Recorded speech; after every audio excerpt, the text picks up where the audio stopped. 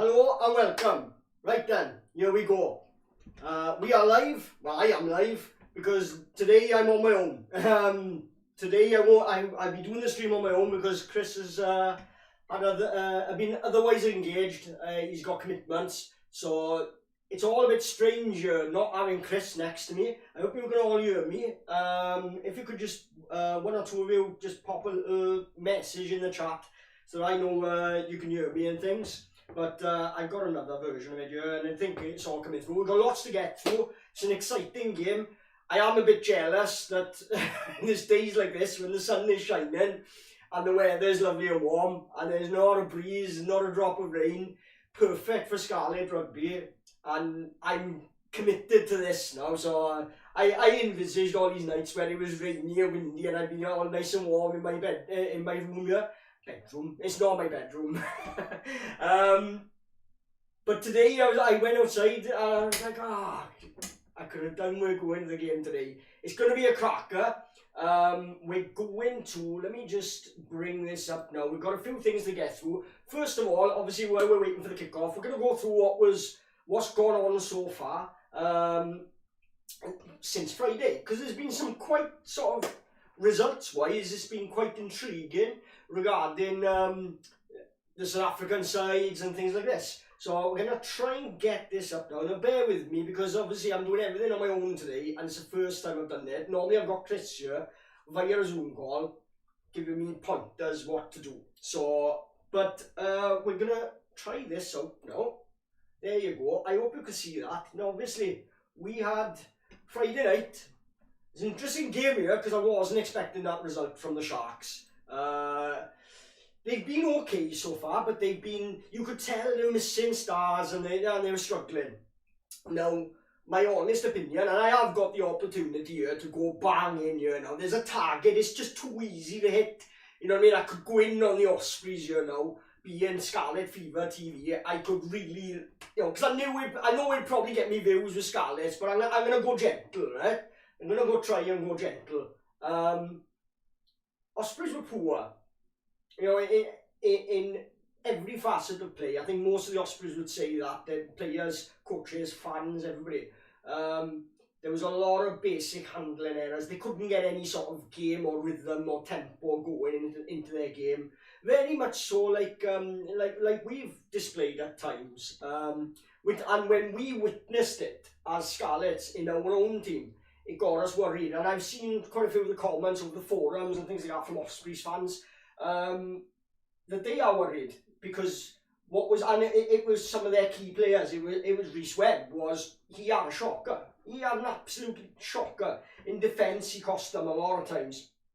You know, as a scrum half, if you're gonna shoot, you're gonna make something happen. You can't be left in no man's land. Then, if you're not sure of it, don't go. Just plug the gap, basically. They were going nowhere until he shot out like that. But full credit to the Sharks.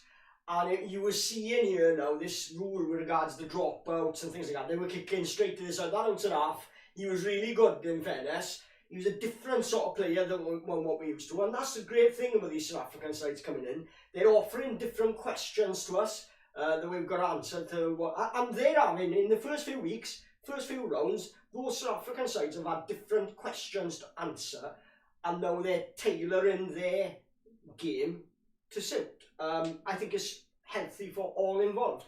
It's also a thing of there are no more easy, not even home games. You've got to be on form to get a win, otherwise you're going to get done. You're going to get done over. So that was the Ospreys versus Sharks. Congratulations to the Chelsea Sharks. Try saying that after a couple of pints. Chelsea Sharks on the seashore. I like the way they put Swansea.com in brackets Liberty Stadium. And they just go the whole hog and call it Castle Grayskull. So next game was predictable really. Although I would have liked to have seen, between Ulster and Benetton, I would have liked to have seen Benetton with their form going into this game, maybe put up a better fight. I'm sure they did. I haven't watched that game or highlights yet. I'm only going on, just recapping all the interesting results that have happened. Obviously, Leinster as you'd expect, really. I mean, Ulster and Leinster, in fairness, they're the two sides that are really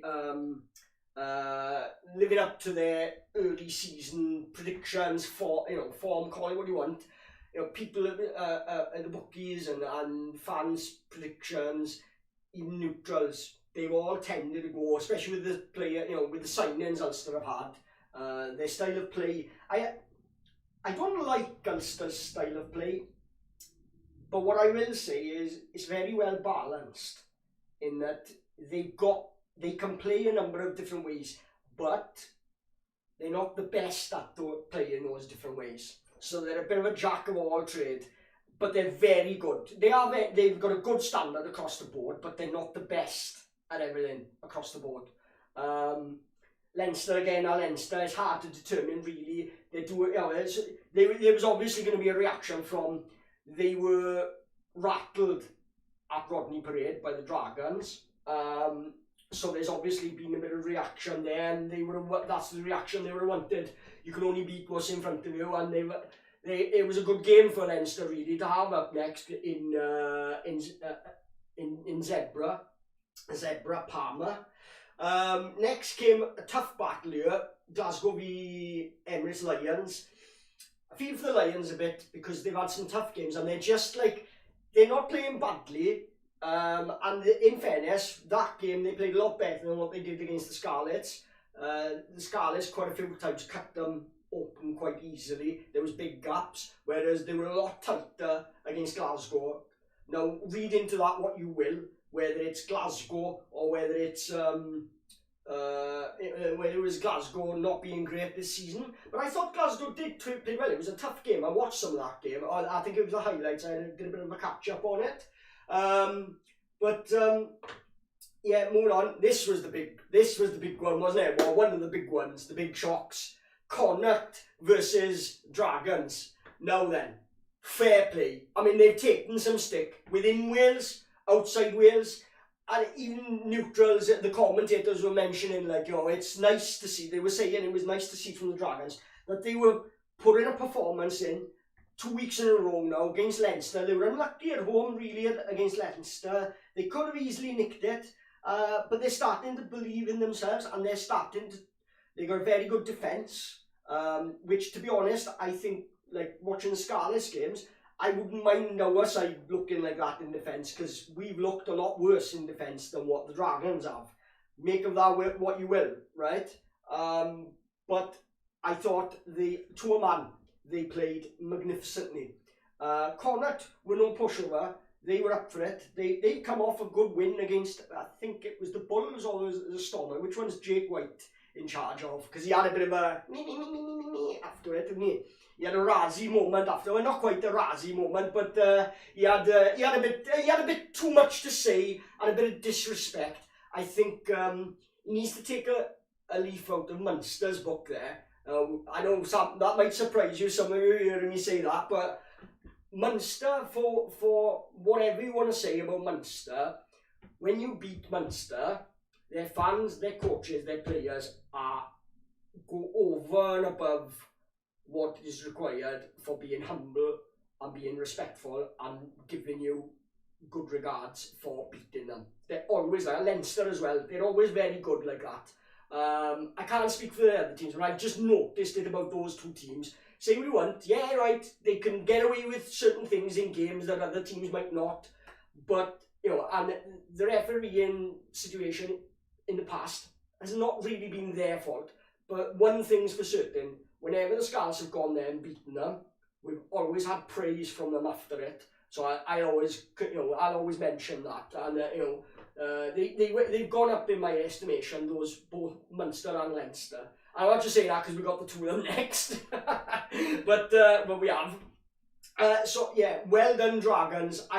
It was pleasing from a Scarlets point of view, and it's one of the things that's frustrated me about the Dragons. It's not about the Dragons doing well. What the problem was always that because the Dragons were always shipping bonus point wins out to everybody, it was making our job then harder, because all the Irish teams, they were picking up 5 points against Dragons, but when we were playing them, no, they were up for a derby then. They were going to smash us. when you play like that against the Irish, which finally they are, which makes the league a level playing field. You know, it's competitive. It's good for the league. There are no easy wins now. Maybe, okay, the Italians, but even them at home can have their day. Benetton are capable of giving you a massive problem. So, Freddie Clark, hello. I can see your comment. Lovely to see you, my friend. Great to see more rugby streamers here in England. I'm happy as Tigers are top. Hey, Freddie, obviously I'm covering the Scarlets game today, but we are going to have like some general rugby chats, but I want you to stay because I've been keeping an eye on the Tigers and you're doing very well. And it's good for us as Scarlet fans because obviously we came there and we played quite well against you. And maybe, perhaps you've got us to thank because we came there and exposed a few of your weaknesses, and in the meantime then you had a week to put them all right, and you're flying now in the league, so hey, you can thank us when you see us next, right? Yeah, no, there is an upturn as regards rugby streamers. We'll touch on that in a minute now, but I'm going to carry on going through the results, you know. So well done the Dragons, just to recap on that. Now then, and here we get to it. A change in form now regarding South African teams. It wasn't just, you know, Emirates Lions not losing as heavily to a tidy Glasgow side. Then all of a sudden you get this one. DHL Stormers, 20 apiece. I mean, Edinburgh, you know, I said it when I was watching the Scarlets game, and I know the Scarlets lost to Edinburgh, but I stick by my assessment of that Edinburgh side. They got a lot of problems. We were just really bad at exposing them, and we had the game in the palm of our hands. We had the game and Edinburgh right there in the palm of our hands, and for some reason, we don't need that. We don't need that. we just capitulated. It was unbelievable. Yeah, we lost that game, and I stand, you know, looking at the Edinburgh form, I stand by my assessment of them. Yeah, they could improve throughout the season, fair enough. I'm sorry if it upsets any Edinburgh fans, but I'm only speaking, and my eyes don't lie to me, right? I say what I see, right? Now it gets a bit serious, where we saw, well, talk about a game of two halves.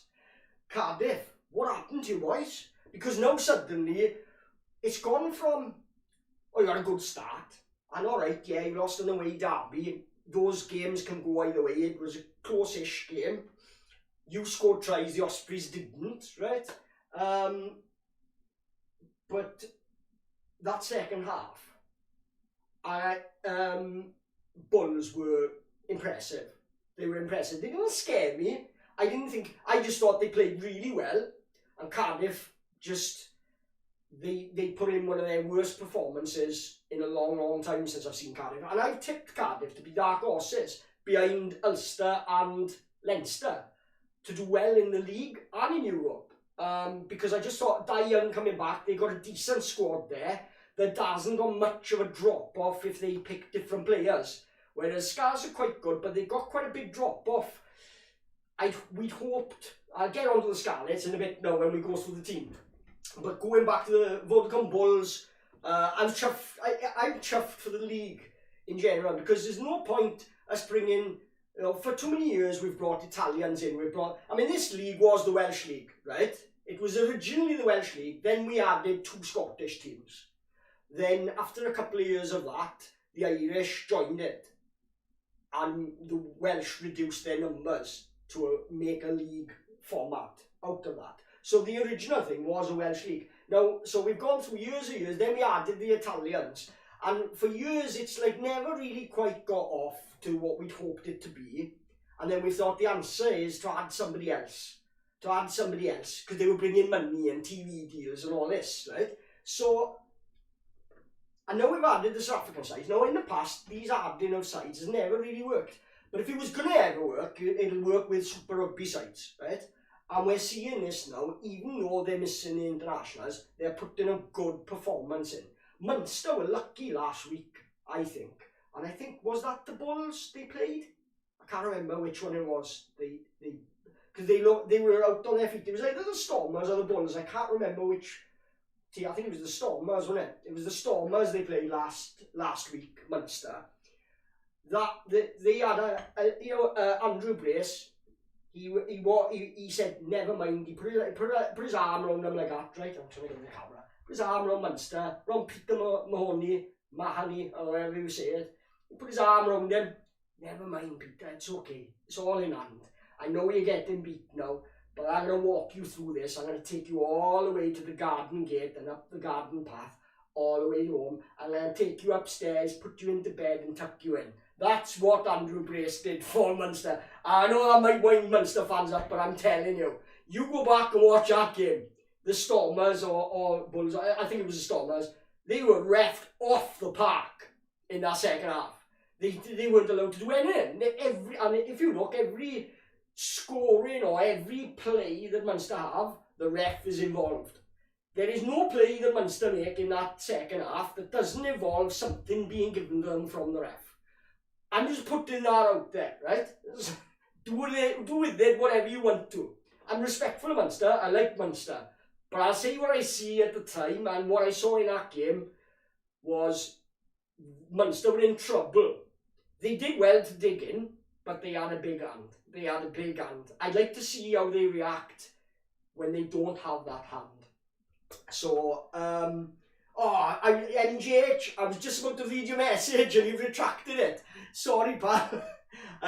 Freddie Clark says, yes, I've always been a big fan of the Scarlets. I tell you what, right, me and my friends, we were, obviously, if you've seen the previous stream, about our friend and fellow fan Roy Pimpernel, and if you can see in the background, I've got something that just reminds me of him a bit.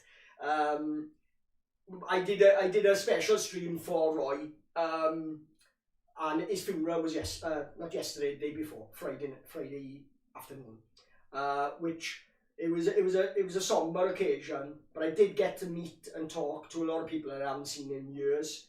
And one of the topics that came up, because we were all pupils of Graig Comprehensive School, which was the old Clerkenwell Boys Grammar, right? And their kit, our rugby kit, was the same as Leicester's. It's the red, green and white stripes. Hoops, sorry. So yeah, whenever we see Leicester, whenever we play Leicester, or whenever we watch Leicester on TV, especially when they've got that traditional kit, we always, it always takes us Graig boys back to PE with Gromley Owen. And, is it Evans? I can't remember his name. If one of you was in the comments, you'll remember, I can't remember the names, because I left to go down West Wales to have a rest. So some teachers' names slipped my mind.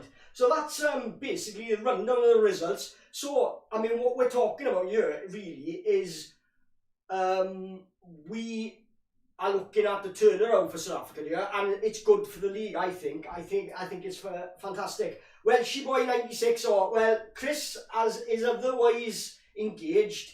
If you go down Buryport, don't go now, watch me first, but he's down Buryport. Amber has got a game, so, and he supports Amber, and rightly so, he supports Amber. She's playing for Buryport today. I'm not sure if it is in Buryport or whether it's an away game, but I know he's at the game, he's committed to the game, and because of the kick-off time of the Scarlets, he couldn't make the game. But I think he is going to be tuning in, and he is going to be coming into the chat at some point. So, like I said, it's strange, right? Bear with me, because I'm dealing with a lot of different things here that I'm not. I was in a routine of headphones on, Zoom call with Chris. I had somebody there in my ear helping me along, and I'm like, where's this one now? I got to do it all on my own, right? I got to do the scoreboard on my own, sort the chat out. I can't even take a break, because I'm not going to leave you guys here on your own. Normally I take a break when Chris chats, isn't it? So, yes, Jar says, Jar, welcome pal, nice to have you in here. You were about to ask what's on the shelf, great stuff. Yeah, it's a toy that was given to my son, and he left it here, and it's just been lying around. And I looked at it, and after the week we've had, I thought, it looks like Roy. So I don't mean that to be nasty, but it does remind me of Roy. So I thought it'll look good on the shelf. Roy's looking over my shoulder a bit there. Right then, what have we got here? We got plenty of, what's happened to the chat here? oh, first games of the season are always 50-50 MJH says, right, yes, well this is it, and this is why going into the couple of games into the season now, round 3 and things like that, channel mascot just says, I did think it, I want to buy like a little mini, either the one you hang up in the car, the little mini kit, or like the baby kit for the Scarlets and put it on him. You know what I mean? It is a name of like, what's these Korean or Japanese cartoons, is it? It's a character from one of them. I forget what it is. Hang on a sec. It was on his, oh, sorry, didn't mean to look there. It was on his label, but what's the time anyway? Not far off kick-off, so I'm going to have to change this over now. I got 2 screens, I'm trying to do the stream, but I've also got to change one of the screens over for the game now, for me to be able to watch it and put my headphones on. So, it's all good. Thank you guys for coming in. Could you, if you're able to, pop a retweet to the link, or a share to the link to any of your friends, family, or whoever you think will enjoy this. Because let me just tell you now, the choices are straightforward, right? You got me talking to you about the game, or you've got Eddie Buckler talking to you about the game, or whatever else. If you can speak Welsh, great, right? Or you've got, and I tell you what, you know, there's Premier Sports. I'm trying not to be negative about anything about the season until there's proper reason to. But I tell you what, that Premier Sports, boys, back. Whoa! I watched a La Liga game. It was Barcelona against Atletico Madrid v Barcelona, and Suarez scored and did the phone thing because obviously he was dropped via the phone. Sorry to talk about football in it, but my point is the commentary. Oh, there was just a La Liga game with Barcelona, and they were just dreadful. They were just like they didn't even sound like they were into football at all. Didn't like to sound like they were football fans. It was terrible. You've got to have some feeling. You know, if you're going to commentate or something, you've got to have some feeling. You don't have to be as articulate and well educated. You can come up with the pop, right, sometimes, like I am now. But if you're passionate, that filters through, you know. And, you know, that's where Jar says, it's awful. Right, hang on a sec. Like an amateur, it is. It's like an amateur. There are YouTubers out there, and I'm not just talking about myself now. I'm talking about the rugby guru from South Africa. There's another one I've just followed. He's a small guy. He's just put a tweet up that he's lost his mum, which I was really sad. But he's a South African guy. He's been streaming for a long time and doing videos. He's really good to listen to. You obviously got 2 Cents Rugby is really, really good as well. What they do, they go deep into it, you know, deeper than what I do. They got very good knowledge across the board of all teams, so I tune into them. But anyway, right, we are just about to go underway, aren't we? So let's have a look here. I'm just sorting my streams out now because see, we haven't kicked off yet, anyway. I'm just getting my headphones and stuff ready.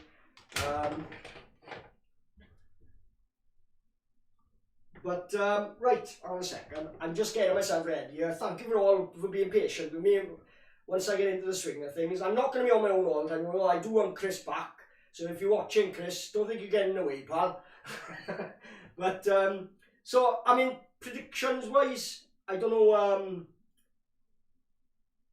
this is the thing here now, right? I'm going to swap this back because I wanted to go through its... No, in fact, I'm going to leave it. Right, team-wise, I'm going to bring this down.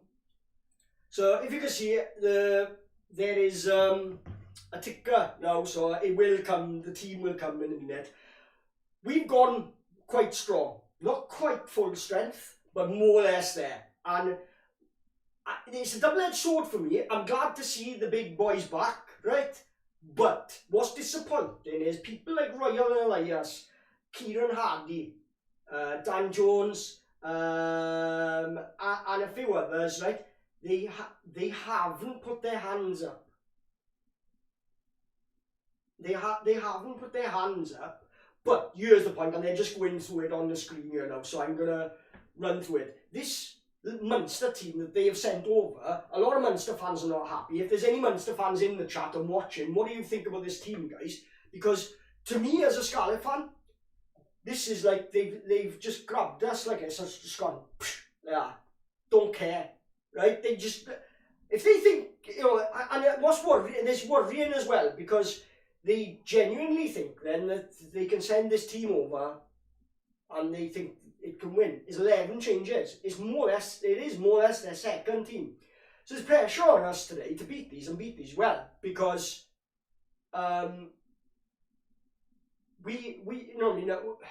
it turns it around. But at the same time, as a Scarlet fan, I'd like to think, right, let's react to this. They don't respect us. They've sent this side over. They might think that it can win if they genuinely think that, right?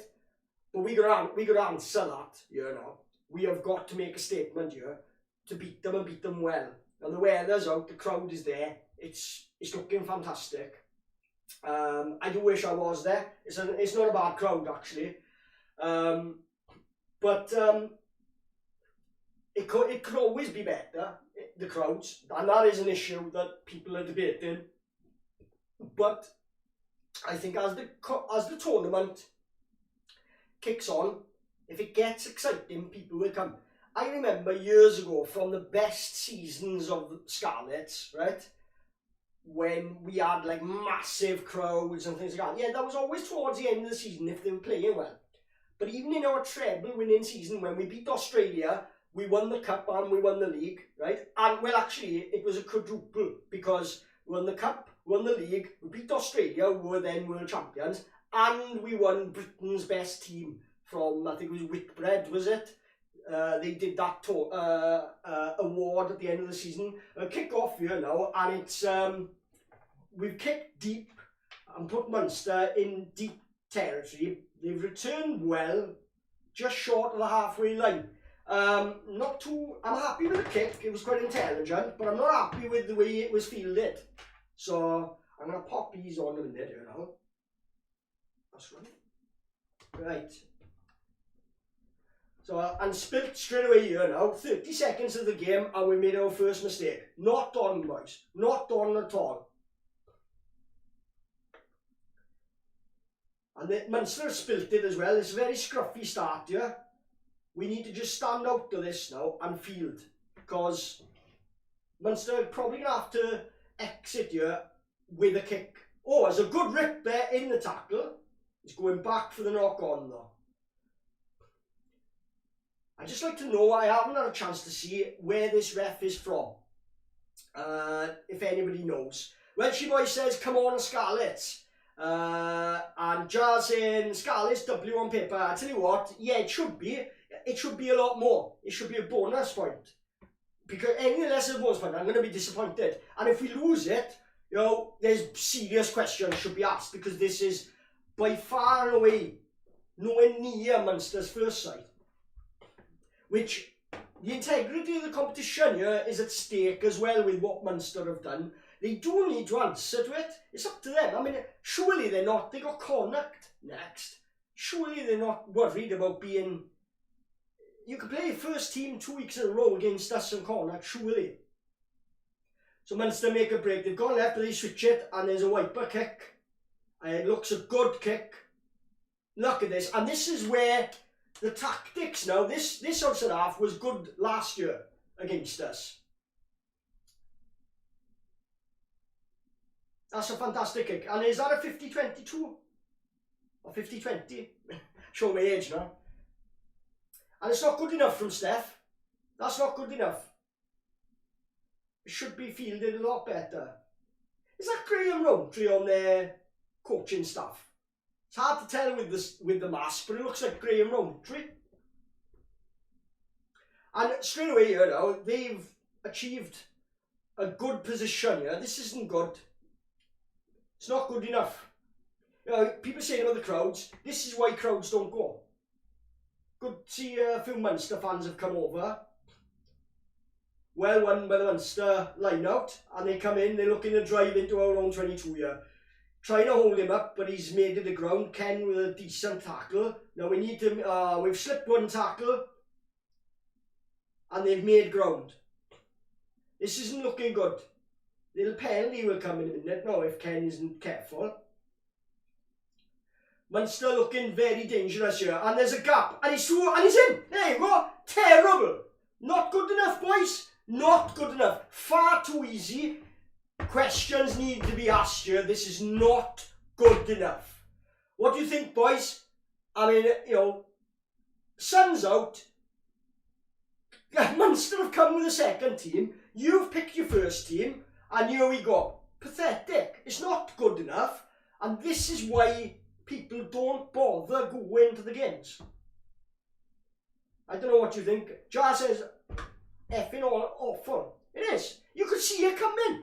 From the fielding of Steph Evans, how were you allowing that space behind you for the kick behind you on a day like this? You know what I mean? Poor from the start, boys. And this is going to make us look stupid. Munster have come here with great disrespect and they're being proved right.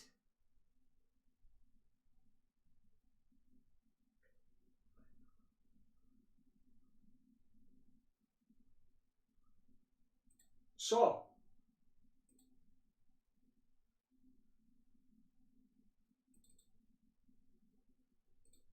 I haven't gone to sleep, boys. I'm doing a scoreboard.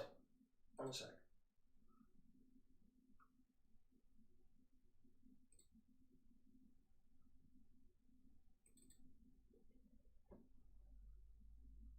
I'm just doing a scoreboard a minute.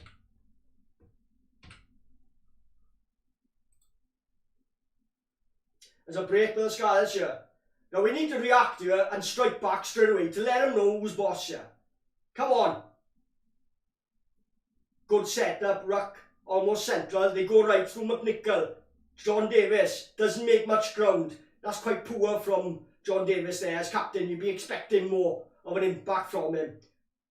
Almost stolen. Oh, it's a penalty. He's lucky. I think it was more that he went off his feet. He was actually okay to come through. He came through okay through the middle, but he went off his feet. Right, sorry. Let me just finish doing the scoreboard here. Obviously, I got nobody else to chat while I'm doing it. So 7-0 to Munster so far, but Scarlets react immediately, which is nice to see. Oh, it's a late hit. Cowdo. Let him know he's there. Has he been pinged for it? Oof. That's dangerous. Are they looking at it? I wonder if they look at it. They don't seem to be looking at it. So, let's have a look. Good afternoon all. Paul Price, nice to have you in here, pal. What an awful start. Non-existent defence from that kick. Should have been covered. Exactly. I said exactly the same as it was happening. What was Steph Evans needs to be very, very careful. There's too many good wingers. He's lucky. People like Corey Baldwin have got a knock. Because, you know, he's close to being dropped. There's better wingers we've got at the club defensively. You know, yeah, he's scoring the odd try, but so are the other boys. You know what I mean? It's time for him to grow up a bit and realise, you know, there's more expected of you. Mark Dunphy says horrific start. Well, exactly. You can't. I mean, there's no excuses for it. And something needs to be done. Peel needs to read the riot act here. This is not good enough. So I presume he missed that then, because I was chatting with you in the chat there. He missed the kick. Not good, boys. And Johnny McNichol is nowhere for that ball. That's dreadful. We are all over the place at the moment.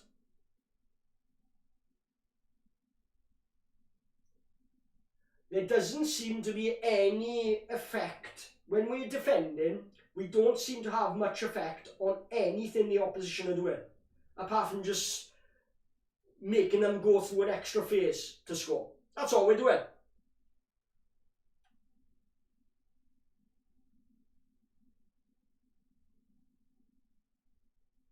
The Munster are recycling lots of ball here and no threat to them. And they're just biding their time, really. We seem to be going for this rip in the tackle quite a lot. Well, they run out of ideas, they kicked, and then it's landed back in the Munster scrum half's hands, and he's making grounds passed over forwards here.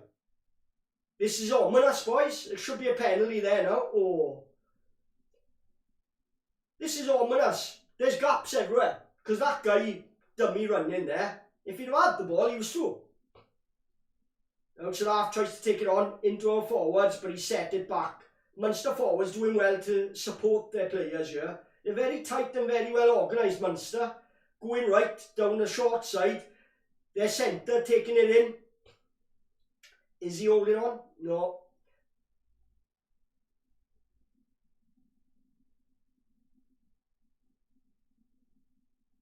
There's some good hits going in, but it's unfortunate that Munster are getting the offloads in. And here we go. Scarlett's got to step this up. This is poor. And there you go. Penalty not rolling away. It was bound to come. This isn't good enough. What do you think, boys? But I am saying straight off, this isn't good enough. I'm going to take these off so I can sit backwards. My headphones are not long enough to where they're plugged in. So I'm going to sit forward. And I prefer to sit back. So, penalty here for Munster to extend their lead. You've got to say, haven't you, this is not, like I say, I'm saying the same things over and over again here. They're not giving me anything to even comment it on here. To say it's just been nearly 10 minutes now of abject, poor, no thought, no organisation, no physicality, nothing. This is Munster's seconds. Something needs to be done, boys. It's not good enough. It's been not, and it hasn't been good enough for a long, long time. Don't expect to see people in that West Stand in the next game if this carries on, boys. So it's 10-0 to Munster.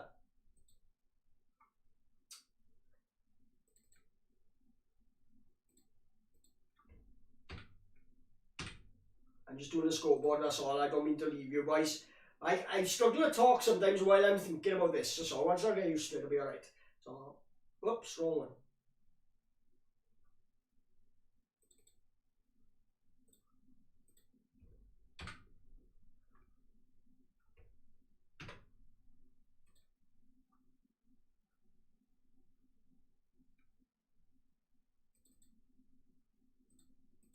Come on. There you go. God, it feels like a lot longer now when I'm doing this because there's nobody talking. There you go. Right.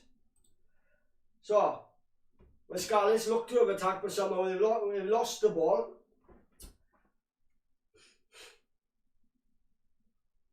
Munster taking it in here. They're having an armchair ride, Munster here. This is too easy for them. Is that a penalty to us? Finally, something. I know my talk about Munster before we started about having an armchair ride. We're having one here now. The ref is saving us here. I think he feels sorry for us. But we're going to kick here now to touch. I'm not sure if it's about 10 metres out to try and get something going.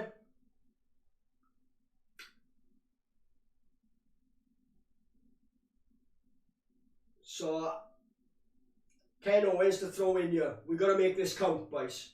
Good line out take. That's Lloyd Ashley here, going up there. I presume we've had so many different names coming in the lock. It's hard to keep track of who's who. What's your thoughts on Lloyd Ashley so far, boys? Do you think he's going to do a job for us? Starting to go forward. No, he's got to get out to there. He's got to get out to there.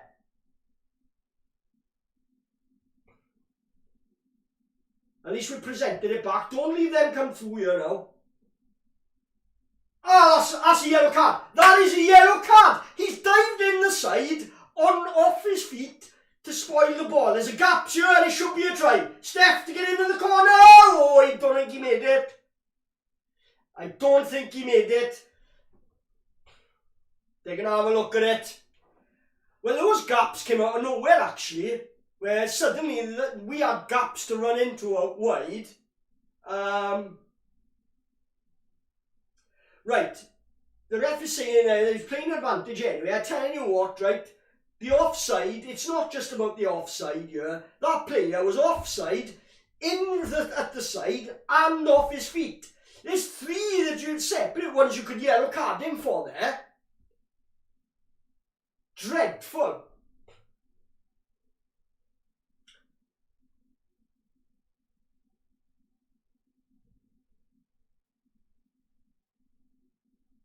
No, he's in touch. Just close. Very close. Oh, just before, split second before he put the ball down his knee.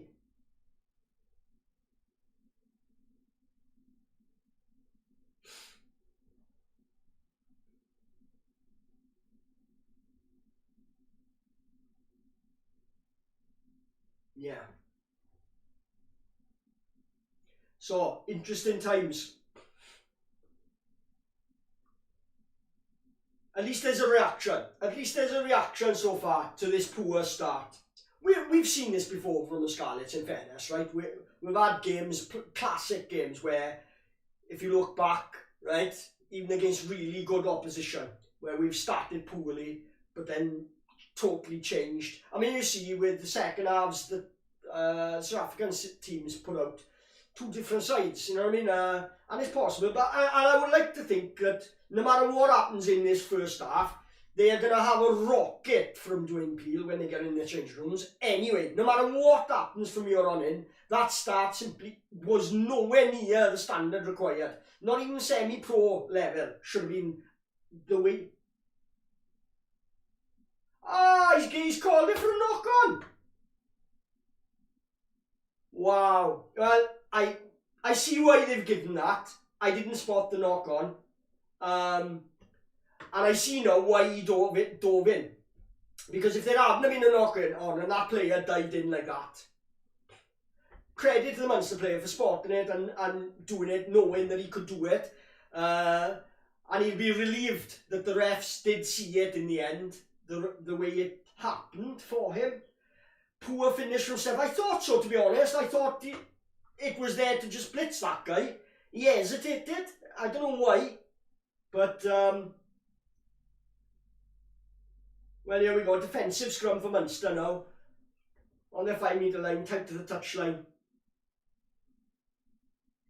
And they've popped up. Oh, they've got the penalty.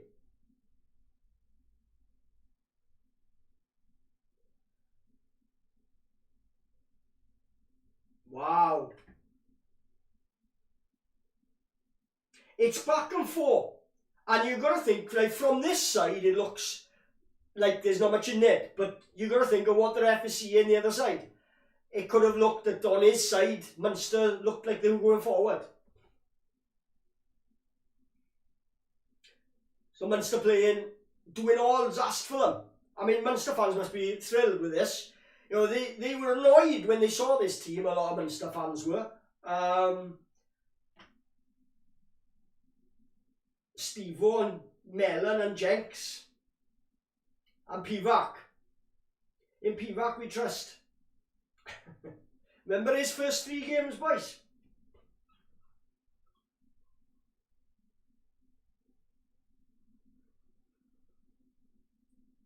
So, throw in the Munster. They've done well to claim that. They peel off the back with their hooker and they're looking to make ground. Oh, look like a shoulder charge from Sione there. He's not going to get away with that. High kick comes in. Good take from Tommy the Gun. Finally, he should be full-back, not Johnny McNichol. Because Johnny McNichol doesn't take a blooming single ball. Finally, penalty for not going away. Finally, we got some impetus there. Some pace into the game. Some tempo. And Munster had to commit the penalty. Now then, what do? We haven't really got a kick in outside half. We haven't really got a kicker on the field, have we? He's going for it, by the looks of it. Which I think, immaterial of what sort of kicker he is, I think is the right decision from the game's point of view. We haven't had a great start. We've gone to the corner once or twice.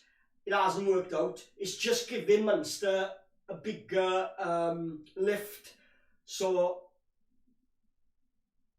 that's a great take from Tommy Rogers.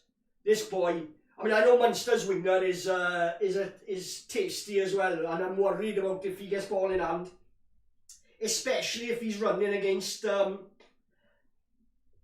Steph.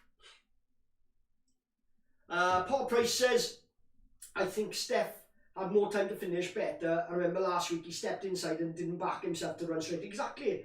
That's a good kick from Sam Coleslaw.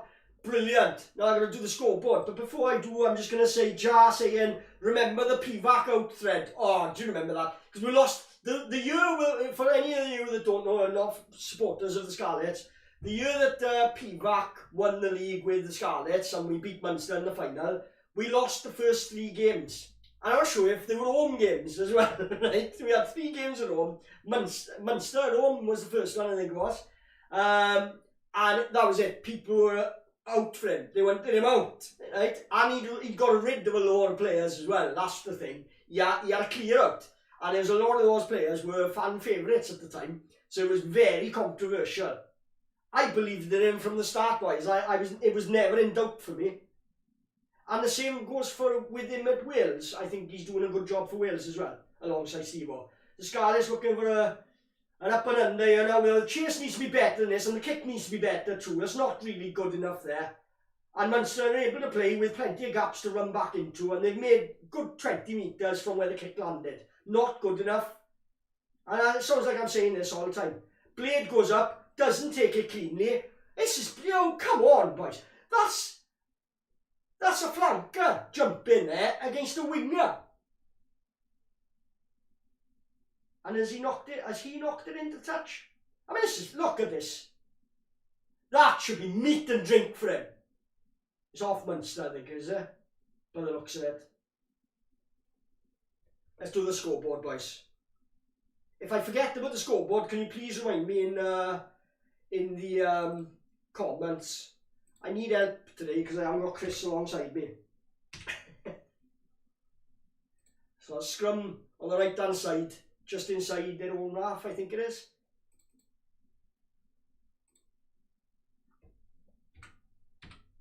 Nice to be on the board at least anyway from that penalty. Straight penalty for jiggery pokery at the scrum, boys. They don't like it up them. Every time, ref. Well, she boys remembers it. I think the only other thread that's been as explosive and all-encompassing was Stephen Jones coming back home from Clermont. They should have a section on Scarlet Fever, the forum, for threads of gold. The golden threads of yesteryear, where we're just crazy. Good line-out take from the Scarlets. Now they need to keep a bit of momentum going here now. It's strange hearing an Irish accent like that. Hugh Hogan giving his tuppence worth there, and I just assumed it was a Munster coach being interviewed, and then I realised I was a Scarlets defence coach.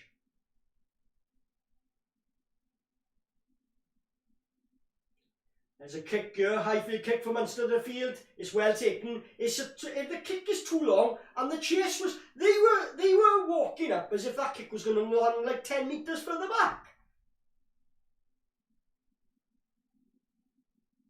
Our kicking game, our chasing game, and our organisation and fielding kicks needs a lot of work.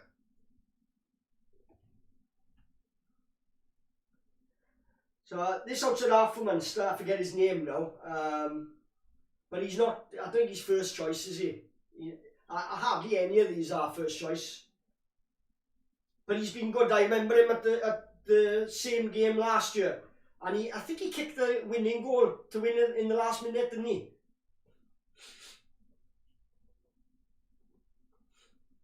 So Cowdaw spins it out. Sam Costello out to John Davis.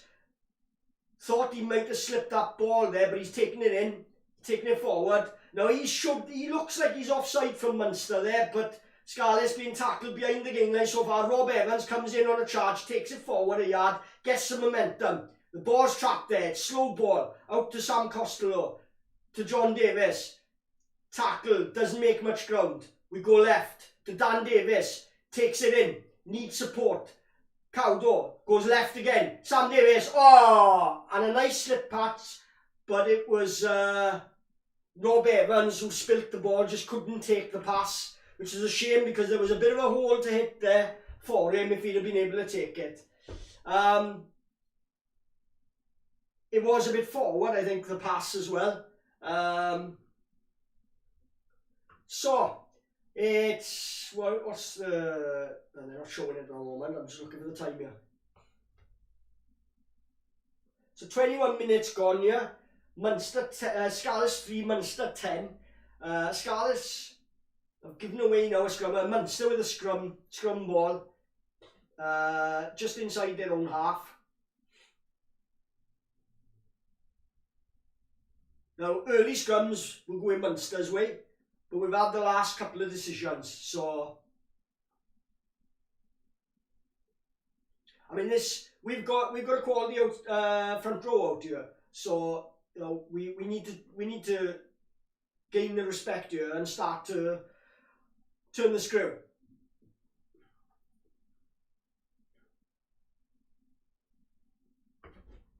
So a drink.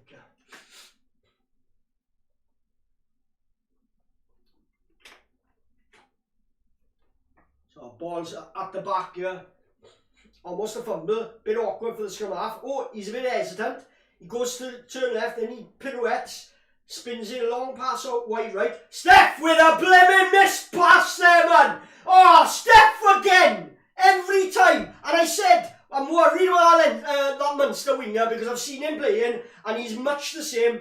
Steph Evans, I tell you, you're making all the wingers in this league look like Brian Abana. Come on. That is so poor. The winger had a, look at this pass. The winger had a poor pass. It's one little step and you should be nailing him into touch. Stefan Evans, what are you doing? Get him off. Get him off. He's got to come off. He's been poor. Yes, he scored the odd try, but that is nowhere near the standard what's needed. Nowhere near. Now here we go. What is Dwayne Peel going to do here now? Who's on a bench? I get him off now. I get him off now. What do you think, boys? He has to come off. He's not been playing well through three. I mean, say there's like 5 aspects to wing play, right? And you know, obviously scoring, being able to score, you know, is one of them, and that's all very well. But there's positional play, there's kicking, there's fielding kicks, there's support play. He's non-existent in so many other aspects, and one of them is defence. In that's not a big winger running at him there. That's a kid, right? And yeah, he's pretty quick, but he had the run on him. It's not like he left him for pace and it was neck and neck. He's standing in front of him and he goes round him in about 2 yards of space between him and the touchline. Put him into touch, man. Shocking. Absolutely shocking.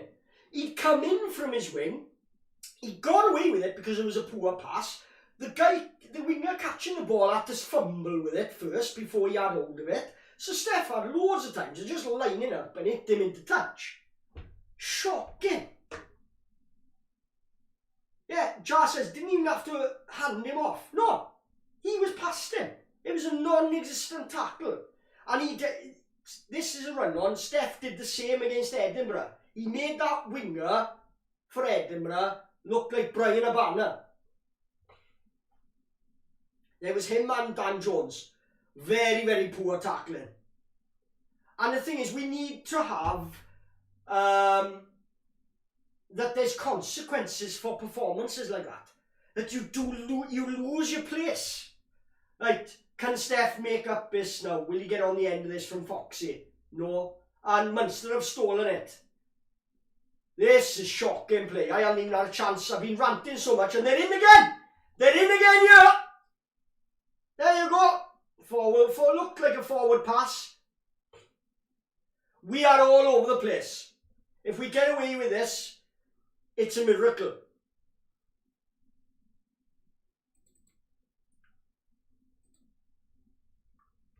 Advantage not gone, advantage over. So it's 2 tries. I'm just going to do the scoreboard here now.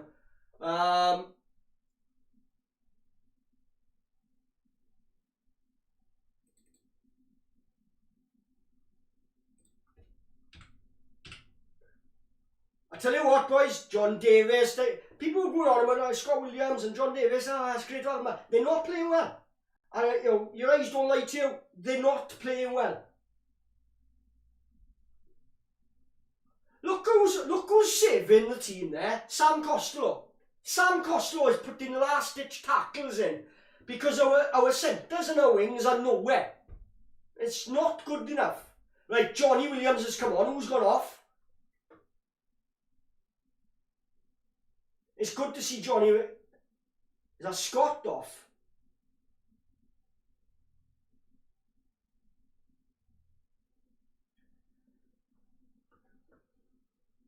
Scott taking a knock, perhaps? I mean, Scott hasn't really done anything wrong in this game so far. For me, the ones that have been average so far are Foxy and Steph. But Johnny Williams offers you the basics. Gets the basics done right.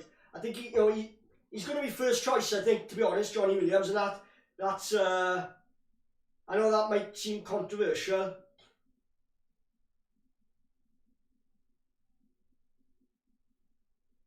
So line up for Munster, yeah, and they're looking to get this, and they might have the bonus point wrapped up by half time now.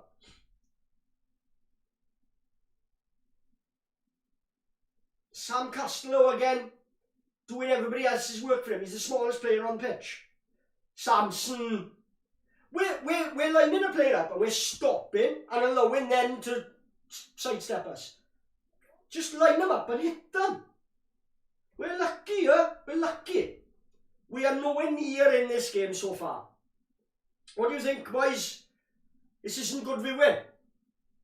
Johnny on the wing.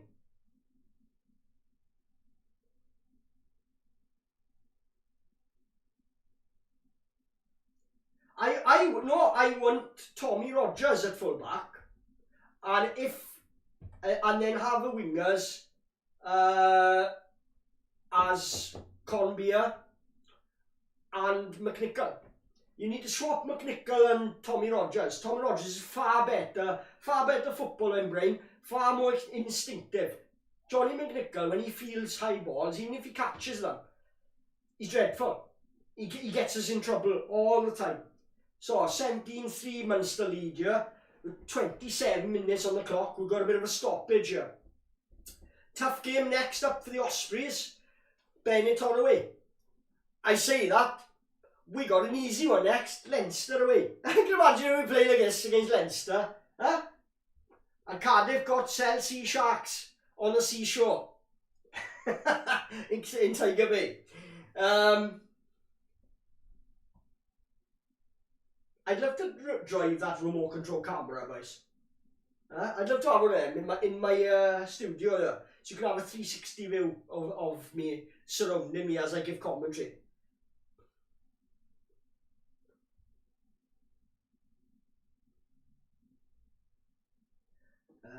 Right, good another here. After years of having turnover kings, well, this is it. At 7 in Cubby, Barkley and McLeod. Dan Davis looks like it, yeah. And we're missing McLeod, but that's worrying. We've got one then. We've got one in McLeod, and we've got nobody else really. That's we've lost Jack Morgan, Barkley over the years. Cubby not available. Oh, Munster could be in again, Oh, Sam's away. Sam's away. He kicks ahead. Johnny McNichol for the chase. The ball is choosing a line for him, and he's over. Get in there, finally. I don't take what I said about Johnny McNichol back. It was a good score. He's done what's needed, but I'd still rather him on the wing, not at full back. But that's a good try, and we needed that. Right, let's catch up with the chat here. Well, let's get more important first. First of all, let's get ahead with the scoreboard here. Our first try against the run of play, I might add. One try, and.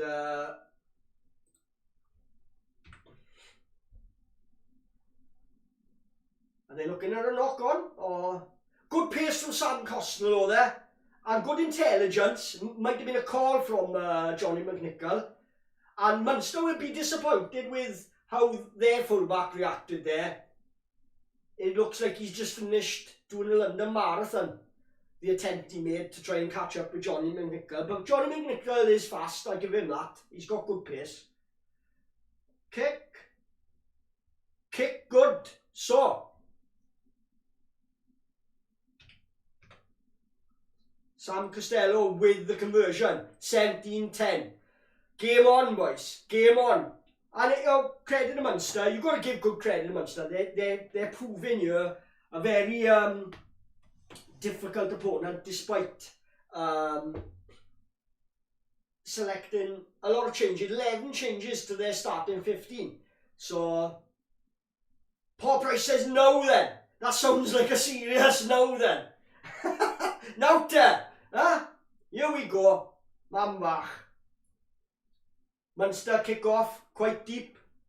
Still getting a good chase on there, and they managed to snag Foxy, who once again makes 0 yardage, 0 meters with ball in hand. You know, okay, he set it up, but I'm expecting more from Foxy. So kick long, far too long again for the chase, allowing Munster to come back at us. Half-hearted tackles, but Munster were just looking to set it up anyway and didn't really look to punch that hole. Oh, could have been a penalty there from Ashley, Lloyd Ashley. He just flopped on top of that. He's lucky it wasn't a ruck. O'Sullivan looks to get on the outside of Tommy Rogers, but Tommy Rogers shows Steph Evans how to tackle on the outside. He knew he had far more space to run into. And it's a good turnover. Foxy kicks ahead. It's come off a Munster player. He's going to have to play it, which he does. And he kicks it out on the full. Little bit of a turnaround here. Little bit of a momentum swing. And let's see if Phil Bennett's up for this in the crowd there. Crowd getting behind the boys. Can see a few familiar faces in the crowd there as well.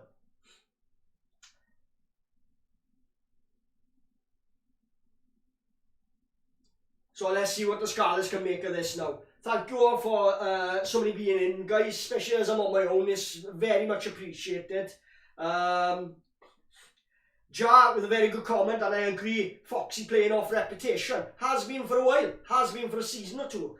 We haven't really seen anything in the Scarlets. I know he's been injured, but since the cup final, when we won the league, that was the last time we saw Foxy play good rugby in a Scarlet shirt, right? Which I was surprised they made him captain, to be honest, because I don't think he's guaranteed his spot, like the way he's playing at the moment. I want him to get back to his old form. He's class, he's world class, right? He's up there with Brian O'Driscoll, right? With regards ability, but he just needs to adapt his game a little bit. He's stuck in doing the same things over and over again. And he's easy to read at the moment. So is there an injury here to Sione, Calamafoni? I think he's just strapping him up. And there's a big drop off if he goes off. There's Fitzpatrick, our one of our board members. Be interesting to see if he manages to get the All Blacks playing here soon. What's your thoughts on that, guys? All Blacks to be playing in Pack of Scarlets. Nice play, Tommy Rogers. Bit of a hospital pass, but still makes ground. And he's a small boy. How is he doing it and none of the others? There's a penalty coming. Cowdo with a snipe. Slips it inside to Rob Evans. As he dropped it. Looked like he dropped it, but there was originally a penalty coming. And maybe...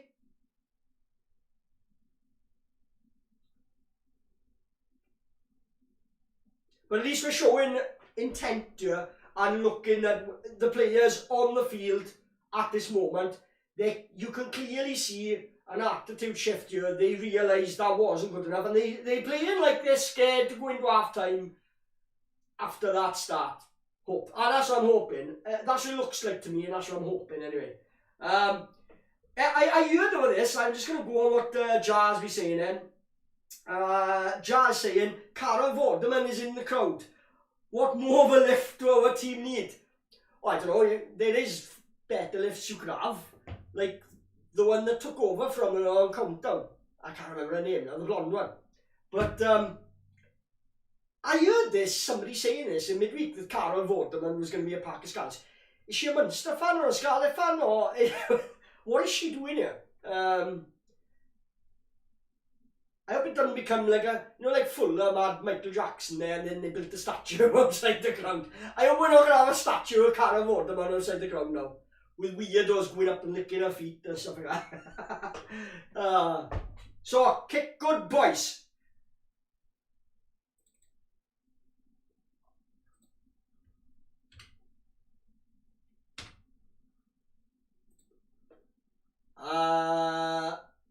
So look, 1 point.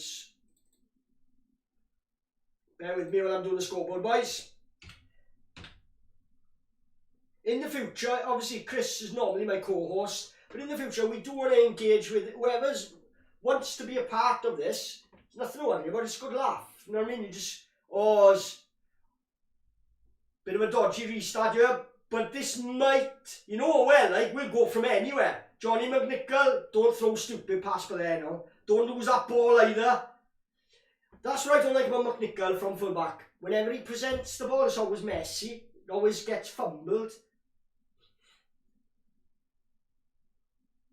But yeah, I was saying, if any of you want to be involved in the channel, whether it's just recording something and sending it to us and we'll include it in a fan reaction, by all means just tweet it to us, or on Facebook, or whatever handles we've got, they're all out there. Send it. We're on Instagram as well, Scarlet Fever TV. I haven't posted much up there, but that's mainly for if you want to send us a message and that's the format you want to do. Send us a little video of your match reaction, or whatever is on your mind, and we'll put them in a compilation and include them in our videos. We are looking to do other segments as well. It's just been very, very busy at the moment, and we're trying to just get things into routine. Munster here coming in, giving us a very good sort of examination here. There's gaps, could be, ooh. They're looking, I tell you what, Munster are running and they can see all these gaps. We're not closing these in gaps around the ruck, man. What's happening? We seem to be fanning out and leaving a huge gap. Oh, that's poor. I tell you what Munster are capitalising on. They're capitalising. It's gone into the wing eyes in again. And that's how you finish it. That's a try. It's a well-worked try. Similar to the one Steph scored in Edinburgh. So this is a ding-dong game here, boys. You gotta feel that Scarlet's gonna have to seriously up their game.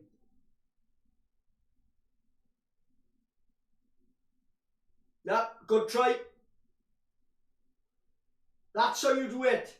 Look at, where's Steph again? His man has scored 2 tries past him in 36 minutes. Steph needs to be taken off. He is dreadful in defence. Like, he's going for these balls here. Just mark your man. Because you know, if you don't take that pass, if you don't get that interception, he's in.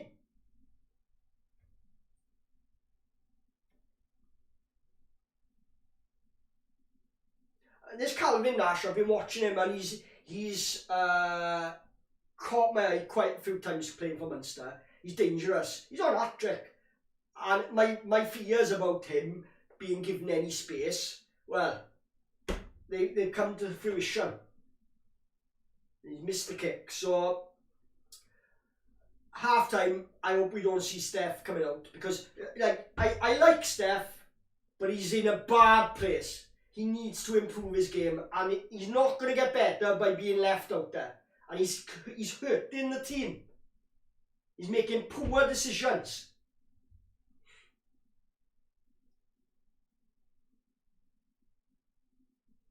Right, let's get this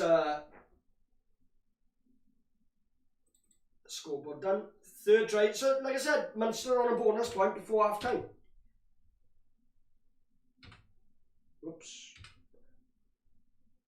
There's a delay with me pressing these buttons. Come on. Yeah.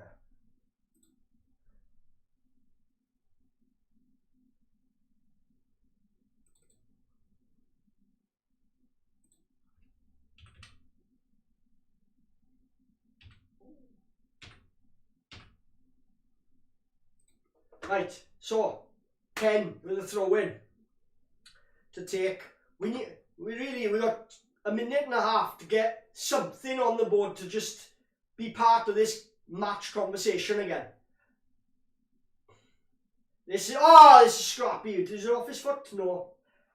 This is poor, boys. All round. These are British Lions that are starting here. You know, you can't blame Munster, you can't blame the ref. We are absolute rubbish here. Absolute rubbish. Jason Palmer, I thought you'd be in. I thought you'd have something to say about this. And rightly so. Jace, 100% agree with you, pal. This is worse than the Edinburgh performance. Because in the Edinburgh game, we were the better side.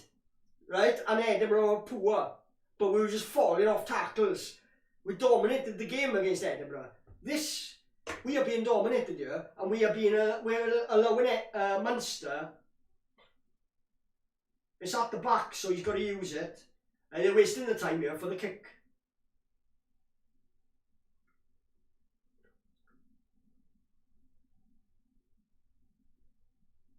Oh, second half we have to be a totally different game.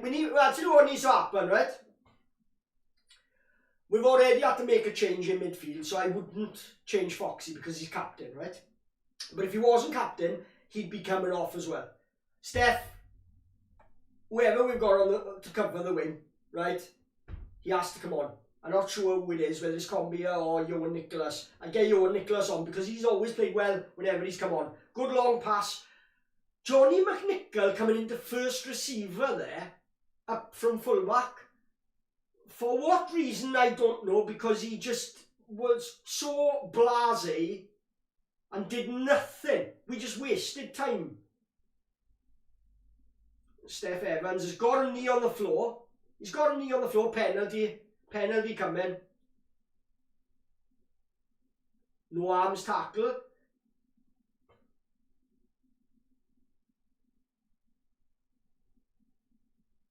Boys back.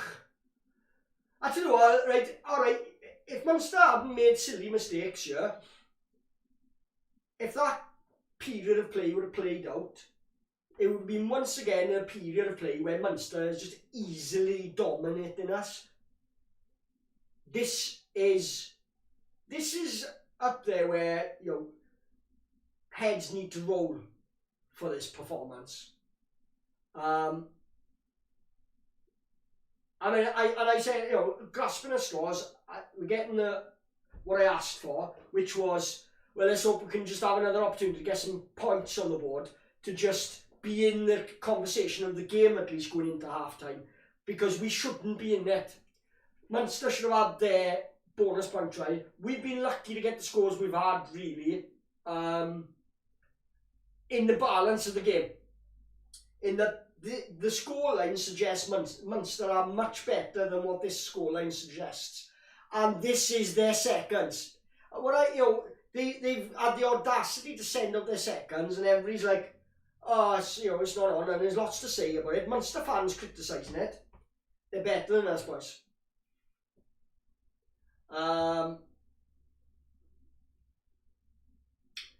So, yeah, user unknown. What's your name, pal? So we know what to call you. The positive is we are only a few points behind when it should be 14 plus. I agree.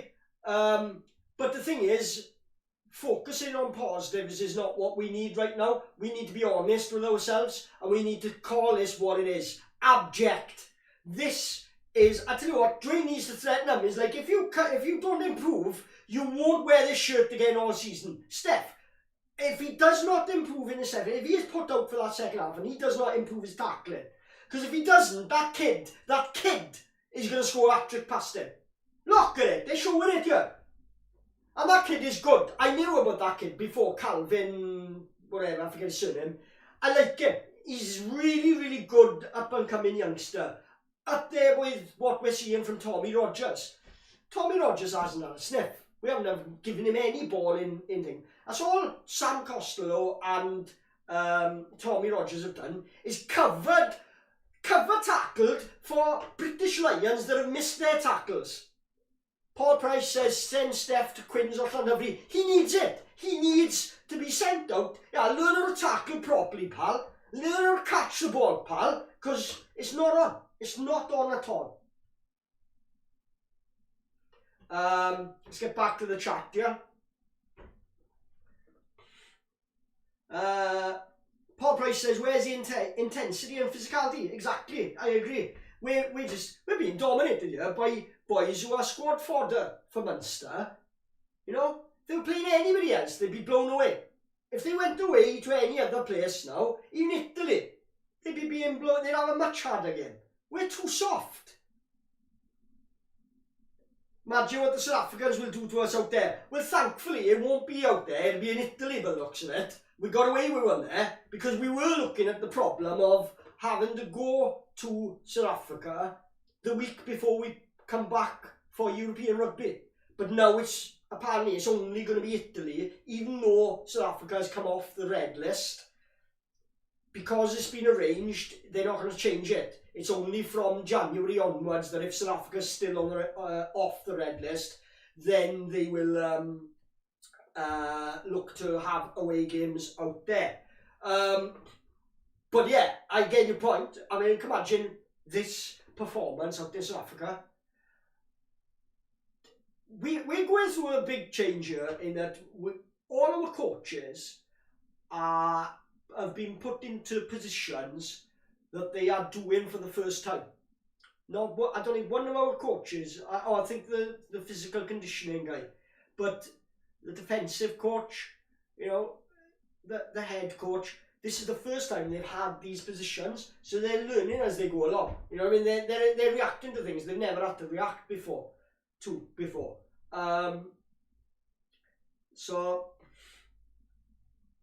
only Dan and Kieran on the bench for the backs. Oh, well, there you go. We're stuck with Stefan. I don't know what to do. What do you do? Shocking. Personally, I find it hard to say one particular thing aside from Steph's defence, where we are clearly worse. I think we just seem to be over little at the breakdown. Sorry, I don't understand that, but I think I get what you're on about. Roughly, breakdown. Munster are sharper, are more physical. Defensively, out wide, they've spotted Steph Evans. They know what they're doing. They know that they've got a little pocket rocket in that right winger of theirs, and they know our weakest tackler is left wing, and they've come down that side every time.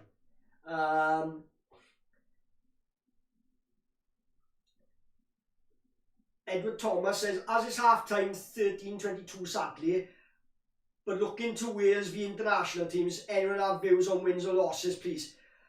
Edward, I can't, to be honest, I haven't even thought about it right now, because too many times, and this is a gripe of mine, too much, the reason our league form is like it is because too many people, that's all I want to talk about is Wales.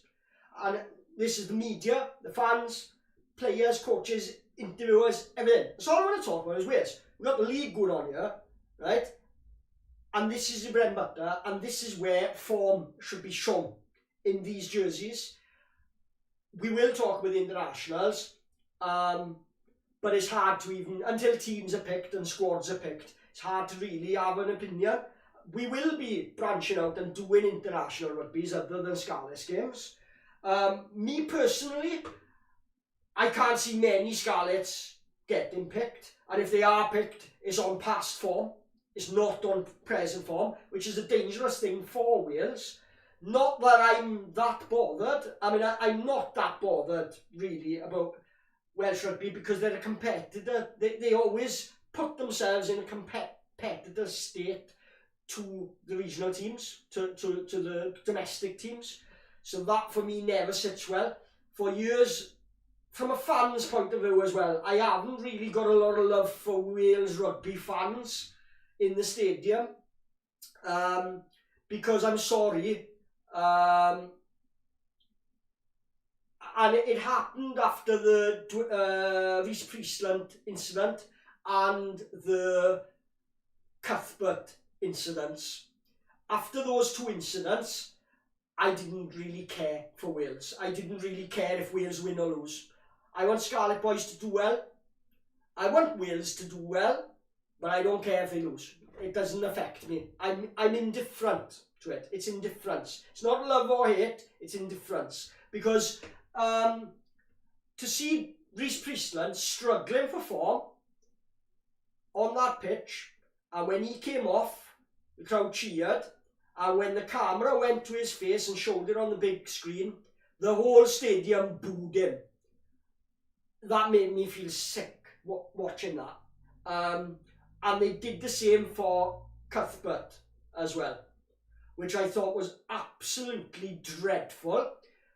And until Welsh rugby fans show a bit of respect and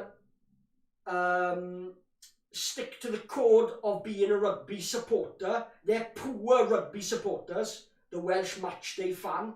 They are, and that is a Welshman saying it. And I'm going, you've sparked a bit of a rant with me here now, but you did ask the question, and I'm giving you my answer. At one point, I did feel like I didn't want them to win, because that was how strongly I felt about it. And, you know, it is what it is. But the Grand Slams and all that, do they mean anything to me? Not much. They're just an excuse for people to go to Cardiff for a jolly. That's all they are. Means more to me, Scarlets winning. I'm sorry. And I've said it before. You know, like Gareth Bale disrespected Real Madrid. I'm not a fan of Real Madrid, but he disrespected a great football club by holding that banner up. No matter what arguments you got, you have a bit of class about yourself, and you don't do those sorts of things. It makes you look bad. And no club wants to sign him now because they can see he's a problem. People want to worship Gareth Bale in this country. I think he's dreadful as a person, the way he's treated his club. You may be being mistreated by your club. I get that. But you don't come out and do things in as unprofessional. You don't hold a flag up saying Golf, Wales, Madrid or whatever in that order, right? You don't join in with things that fans are saying that's disrespectful like that. And the same goes for Welsh rugby, the Welsh rugby team. I want them as individuals. I like players from our Welsh domestic sides. I want them all to do well, and I want them to win. I do want them to win and succeed, because the standard of our domestic rugby goes up when they do. But as for Wales fans and the whole brand around Team Wales, you can shove it. I'm sorry, it's horrible. It's I want no part of it. It's not rugby. So anyway, I've gone on while it's half time, I've gone on and on and on about this now, and I know it's controversial, but they are my thoughts. They are my thoughts on it. And the reason I brought Gareth Bale into it was because, okay, he wants to say Wales, Golf, Madrid, blah blah blah, which is horrible. That's like me saying, but when I said, well, for me it's Scarlets, Liverpool, British Lions, motorbikes, then maybe Wales if I've got time. And when I say Wales, I don't mean as a country. I'm not nationalistic. I'm all about just the Welsh rugby team and their fans. People, and I mean more specifically, people who don't bother supporting any domestic sides, but you see them coming out in numbers for Wales games, and going in on players that they have no idea that have just come back from an injury and been thrust into the international game without even playing a regional game. People like Samson Lee, people like, you know what I mean? They've suffered, you know, the decisions around that team, I can't support it. You have to, yeah, I can imagine, yeah, the stuff I'm saying about Bale, it's just an observation. I don't dislike him, but some of his actions have been poor. Surely, okay, I'll isolate it then. I'm not saying I don't like Gareth Bale and I don't like the Welsh football team. I want them to do well. I want Gareth Bale to do well. I think he was a great footballer, but he let himself down by doing that because it made him look bad, and no club wants to sign him. That's why he's stayed on that contract at Real Madrid for ages. Alright, he's Spurs now, but they're the only ones who will take him back because they saw an opportunity to get him back, one of their own. Nobody else wanted him because they can see he's a problem by his actions. He's not a team player or for the club. That if he's not happy with something, he causes problems publicly for your club. That's not good. You know what I mean? What if one of the Scarlets went out and did that now? Then he's being paid by the Scarlets and he went out now tomorrow and said, I like playing golf rather than playing for the Scarlets. Right? What would you do if I was a Scarlets player saying that? You go off your head. I'd go off my head. Right? So put yourself in that position. Gareth Bale, that was poor from Gareth Bale to have done that. Okay? Because the flag was the fans. It wasn't his flag. He didn't need to go over and grab it. And it might have been an accident. He could have put it down. He ended up waving it. Right? It's not good. It's not good, boys. That's down there with Paul Pogba level. Right? When he goes to international. And I'm a Liverpool fan saying about Paul Pogba. I know Man United fans and he's been terrible for them. I don't know how you got me on the football now. Anyway, game's about to kick off. Right. Where do the away fans sit at Parc Scarlets? All around. Anywhere they want to. They mix. In rugby, they mix. Just going to catch up with a few of the comments here.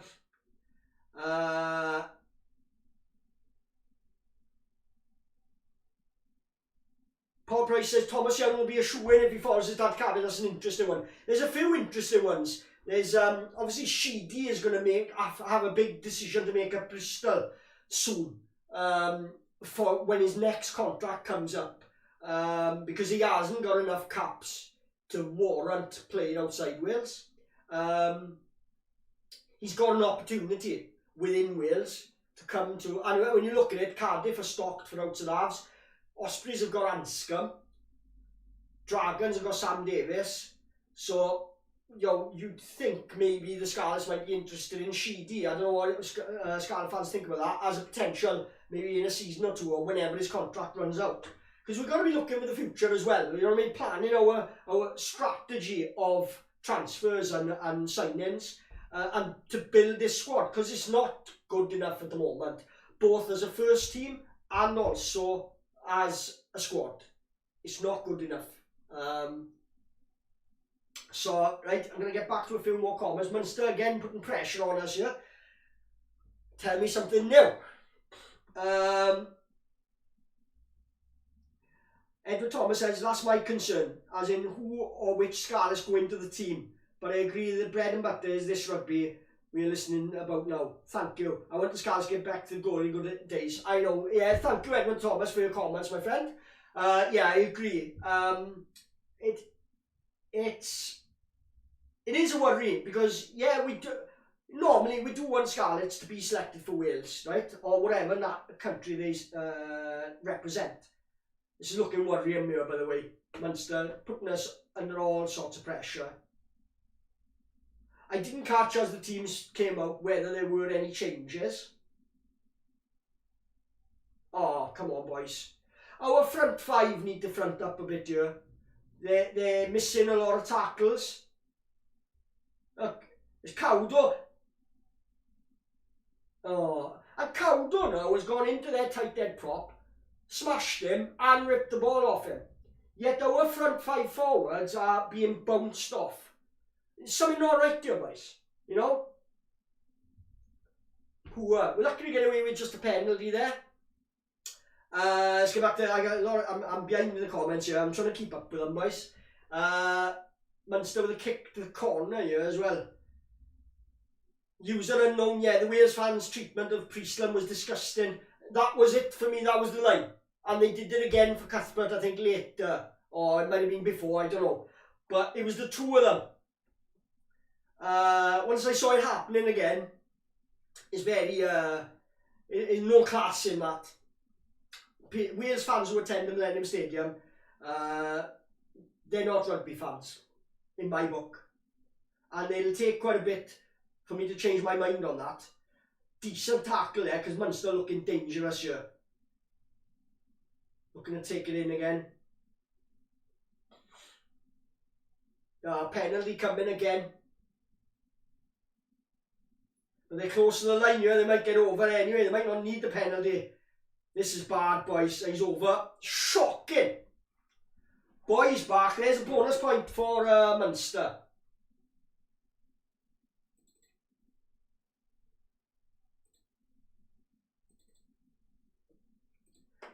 Well. Sorry, I'm just sorting the initial scoreboard here for the tries, and I'm going to get to the points in a minute.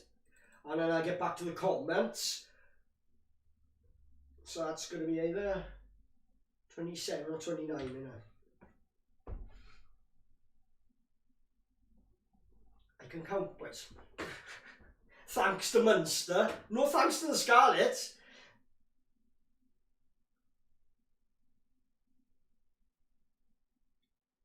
I mean, Munster fans must be thinking they're indestructible.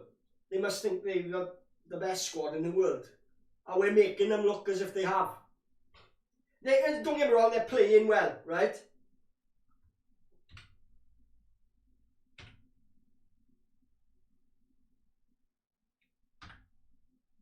$29 points. We are getting absolutely drilled, boys. We are getting drilled on all facets of play. There are British Lions here that should hang their heads in shame. Right? Samson off. I think that's a good change. Will Griff, John coming on. He offers more. He offers more. Samson, we all love Samson. But apart from a half-decent scrum, we have to react to a good break, a half break by Foxy. Hands, Johnny McNichol finally with an early pass. Nice to see. Cowdo switches it. Steph Evans almost dropped ball into Sam Costello. He has to take it in. He does well to present it back. Cowdo with a pass going right into Sione Calamafoni. Takes the ball in. There's Munster man on the wrong side there. Not rolling away. Penalty. Could be a card. Could be a card, because the ref has warned you about players, and it's been a theme all over the weekend about players not rolling away, especially the South African refs have been keen on it, and that's what's made the games so far this a lot nicer to watch, win or lose, you know what I mean? I've enjoyed the start of the season, boys, as a whole, regarding the standard of rugby, because to be honest, like, you know, apart from our performances, the standard of the league, and this is what's making our performance look so bad, is because the standard is going up in this league, which I'm glad of, because we're stuck with this league, right? We're not getting out of this league anytime soon. So it is what it is. You make of it what it is, right?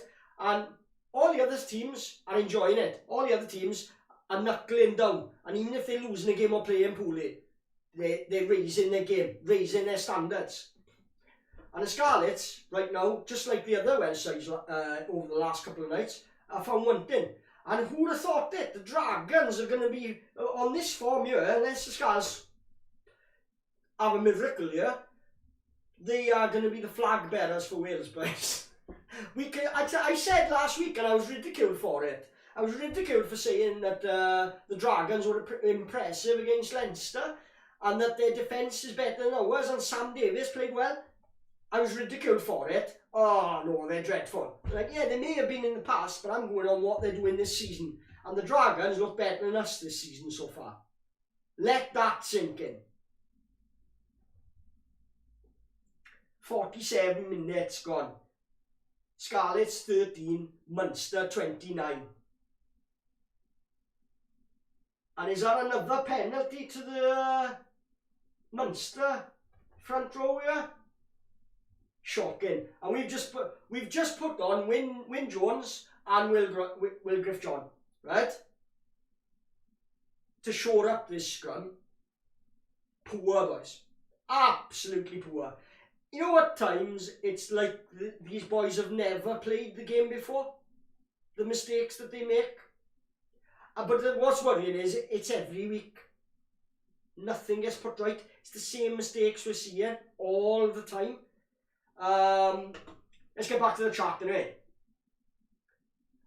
Yeah, Jar says whatever they want with regards to the away fans. Yeah, there's Munster fans. If you look, there's Munster fans scattered about in amongst all ours. Oh, that's poor. They're making ground at will. At will. Wherever they get tackled. Look at this. There's one missed tackle every drive. Come, down. Floated pass out. Number 7 goes now. One missed tackle. Oh, Cowdo fair play. He's nicked the ball twice there. There's a kick ahead and there's a chase. We are hanging by a thread here, boys. That's twice Cowdo's shown our forwards how to tackle. Both physically and intelligently in ripping that ball off the player. Well done, Cowdo. I mean, I thought this 7 for Munster, he did well, but that's a good rip from Cowdo, and he's managed to catch the ball as well. Good instincts. Bit of a forward pass to Steph there. And Steph, you can tell Steph is low on confidence now because he's kicking everything. Ah, Manvach. Right. South Wales is red. We don't need another 10. Who do you think is... I'd love to know who your 10s are that you think are good enough in our squad right now. Because I beg to disagree. Right now, Sam Costello is number 1. Right? Because Patchell is nowhere near fit and strong enough to be called our number 110, right? To see us through, to trust him playing multiple games. He's not in a good place right now. Dan Jones is atrocious. We're left with, and that's the only reason Sam Costello is playing, is because the others are either injured all the time or nowhere near good enough in form, right? Penalty coming to the Scarlets. It's gone beyond the point of kicking for goal here now. It's got to go corner or take it quickly. We need a 10. Or we need either Angus O'Brien to step up, or we need to try Steph Hughes there. Because he was a 10 originally. And he's got a good kick, he defends well, he'll do the basics well. Okay? But, because it's risky, depending on Sam Costello. He's our only 10 at the moment. If we're going to play Dan Jones at 10, he's not, even though the games he's played so far, he hasn't even been semi-pro level. This is depressing for me because I like doing these streams and I'm realising like I'm talking very negative, but I am just reporting what I'm seeing here, okay? And here we go. Callum Affoni's coming off. And Tom Price, is it coming on? So, is that he's going to the back row or is there a shift?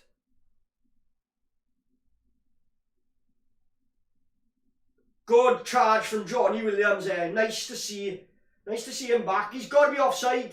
He's got to be offside, ref. But Munster spoiling everything here. And you know why they're getting away with it? It's not about the ref. It's about our tight 5 being absolute babies. Right? They're like newborn babies out there out tight 5. They're just being bullied. Just tossed aside. Man up, man.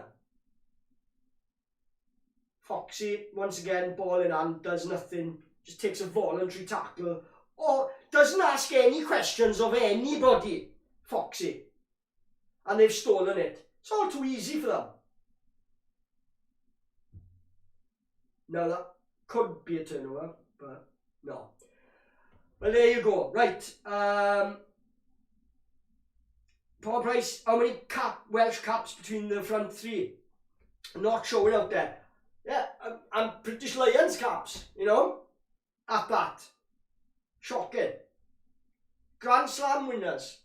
Six Nations Championship winners. Right? It's ridiculous. But it's what... Are you surprised? We never see it. You know, if anyone from Scarlets is watching this now, this is why we're frustrated. This is why the crowds are down. Because, yeah, we see all this with Wales. We see all this with British Lions. When they turn out for the Scarlets, this is what they produce. Week in, week out. All the time. And it's not good enough. It's not good enough. Munster are laughing at us. They are absolutely laughing at us. You can't know this week, boys, right? And this is me as well, right? No going in on any Munster fan laughing at us, because they're right. They deserve. They've earned the right to laugh at us. They've earned the right to bring a second team to Parc Scarlets. And just stand there and go, what are you going to do? I know what answer to that is. Not much. Not much at all.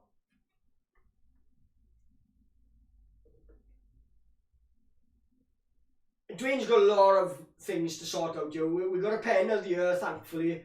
But we need a couple of things to happen here in this game to totally change the way we're playing.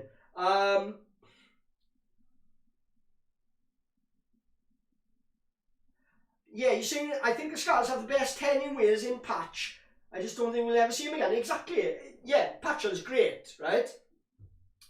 But if you remember, his best games came at full back, while Dan Jones was at 10, when Dan Jones could play at the highest level. But for whatever reason, Dan Jones is no longer that player that played against Bath and played against Toulon, right? Dan Jones is no longer that player. He'd struggled to get in a semi-pro side, right? I watched a game on YouTube earlier, Trebanos against Ystrad Nice. Dan Jones looked less fit than some of them players, right? Some of those players on that park, Ystrad Nice against Trebanos in the park, right, looked in better condition than Dan Jones does. And enough is enough, right? We've had supporters clubs saying, don't be nasty to players online. I'm not being nasty, I'm saying what I'm seeing, right? They're not above criticism if they're performing like this. This is what's allowing these performances, is nobody's calling them on it. And there's no reaction. There's no what's the word? I can't think of the word. Help me out.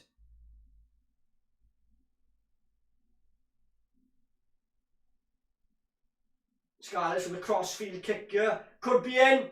Oh, catch it first time. Good tackle, Tommy Rogers. It almost went free.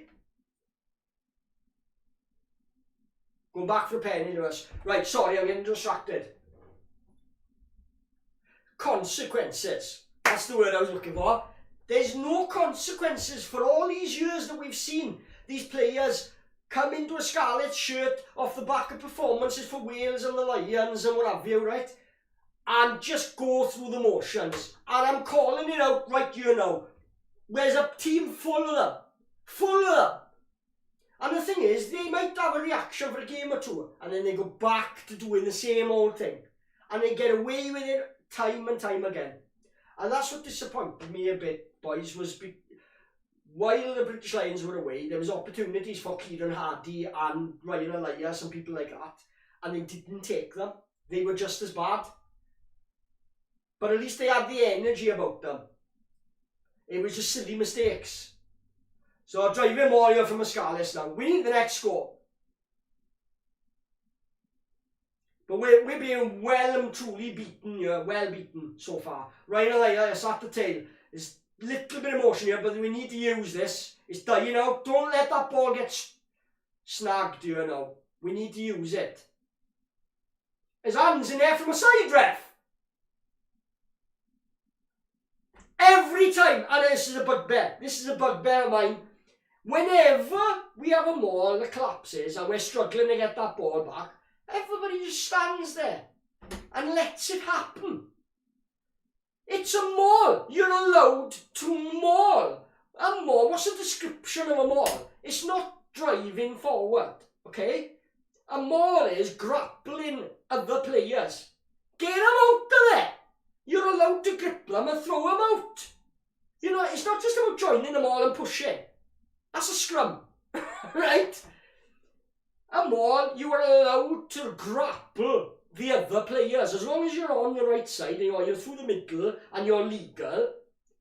There's a lot of us seem to think that being part of a maul is just standing there and putting a shoulder in. You're allowed to maul. You're allowed to grip a jersey of your opposition player and maul him.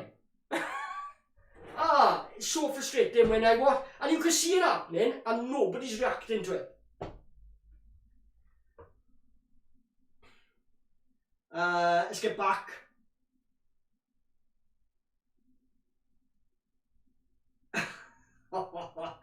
So versus Red, Will Griff's on fire, your defence is terrified. Will Griff's on fire. That deserved the readout, that did. Oh, and a scrum penalty for Munster. They've won this, boys. I tell you what, it is 56 minutes. It is pointless. It's pointless even carrying on with this game. We are beaten. We are a beaten team. And I'll be honest with you, we'd be lucky if the scoreline is this flattering to us by the time the final whistle goes. This could get messier. Absolutely disgusting performance. Hang your heads in shame from the top to the bottom of this club. Right? It's not good enough, boys. And I keep saying it. What more can I say that hasn't been also said in the chat? And thank you for joining me, boys. You know, I'm looking for positives. Just find me a positive here. Find me a positive to talk about. You know, when they play well, I get excited, I get behind it, and I do get carried away, right? But we all do that. All fans of all teams do that. But this, from what was hopefully going to be... Elias's hands are poor for a hooker. So knock-on advantage to Munster. Look at the space this kid's got! Oh my good grief. Right, he picks the ball at 12, right, with the blonde hair for Munster. He picked the ball up, stood there for 2 seconds, looked left, looked right, ran backwards 5 yards, did a pirouette, came back, then decided to go a different way. And not one of our players tried to close him down. He had like 10 seconds on the ball. Close enough, no pressure. They've given up. They have given up here. They've got the kick back as well. This 12 for Munster has been very, very good. He's made Foxy look worse than average. Worse than average. Not Foxy, sorry. Oh, he's through. Foxy just watching there. Foxy just ball watching as a flanker goes through on him. He's in. Ah! You've got to laugh. You've got to hold your hands up and laugh. Foxy is gone. How they picked him as captain, I do not know. Right? On this form. And so, I haven't been waiting to get the knives out for Foxy here. I want him to play well. This is dreadful. He's watching a flanker go past him.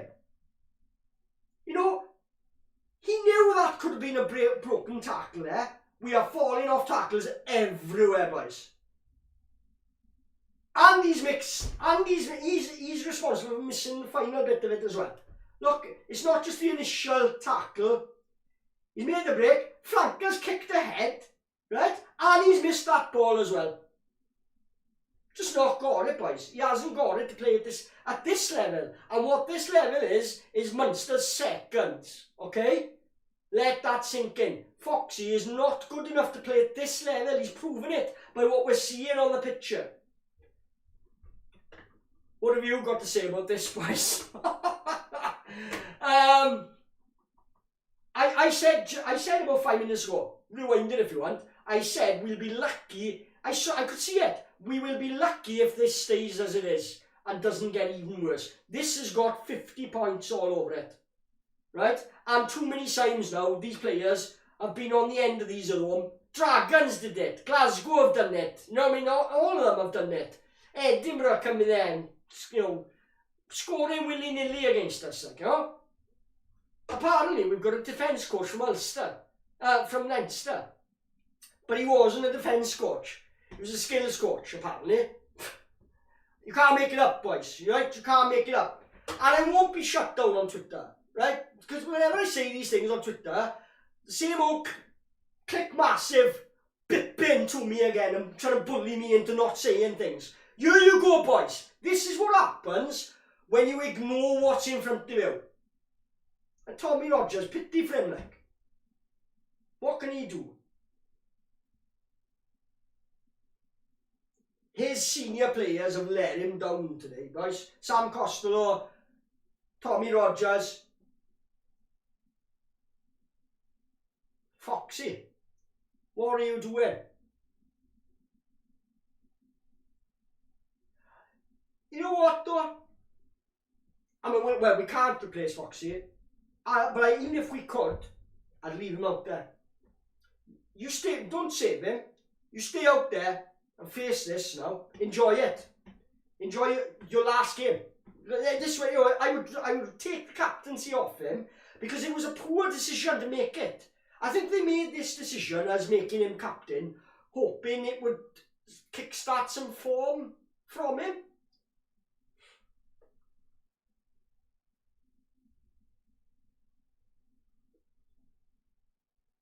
Contact coach. What does that mean? Next we'll be signing Leinster's metatarsal coach. Huh? Munster are bringing their thirds out now. They got bored with beating us with their seconds and now they're bringing their thirds on.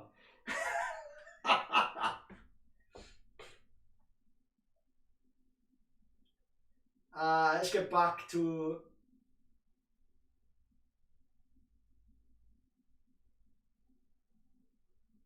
People are paying, yeah, you're right. People are paying lots of money to watch them, right? They're not beyond criticism. People pay lots of money to watch them, and I tell you what, they won't be paying it for much longer. They won't. They'll stay at home and watch it on TV, especially when when the bad weather comes in the winter. This is a Munster C team. Yeah, well it is virtually now because they've stuck all their replacements on as well. They're going to score again here now. It's way too easy. This is the easiest game they've ever had. Yeah, he's in. Boys, get them all out. Get them all out. All of them. Drop the... Not one of these players deserves to be picked next week. Maybe we'll do the same. We'll send our thirds out to Leinster. No, just to remind you boys, we have got Leinster away next week.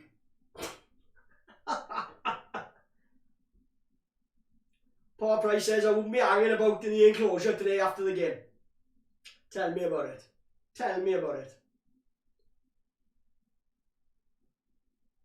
This is, look at this, off the back row. Oh, now Sam Costello was being held there, and then when they let go of him, he fell to the floor and he wasn't in position. Munster are always clever at this. Yeah, he's held off the ball to create the hole. Now, I was going to mention this before. Munster, this is a tactic of Munster. I am in no way blaming this for the defeat that we're facing here, right, Munster fans? But you have this tactic, and you've been employing this tactic since you won the Heineken Cup against Toulouse in the Millennium Stadium, where you will have a player going in front of a ruck or a breakdown and taking a player to create the gap for someone.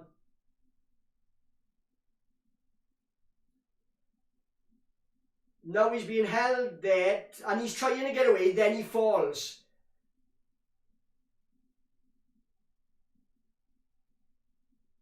See, he's taking a man, it's the Leinster latch, isn't it? That's the Leinster latch. Right, he's trying to get free here, and then he's holding on then just to keep that gap. So, and this isn't the one-off. This happens every game. If you watch Munster regularly, which I do, right, I do tend to, their highlights, they will always do that. Now, if it's allowed, I'm okay with it. Why aren't we doing it? Right? And you know what made me laugh? In the Crease 16 meeting, somebody asked Hugh Hogan, will you be bringing the tactic? Shocking decision, right?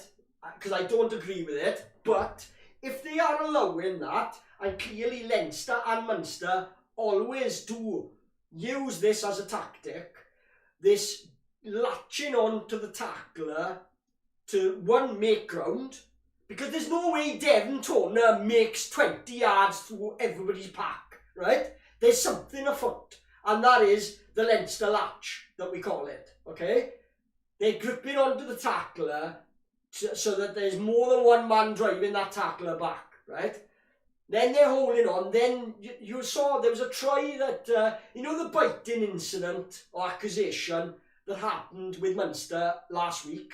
Just before it, their 7 comes flying in from midfield at an 180-degree angle almost, right? There we go.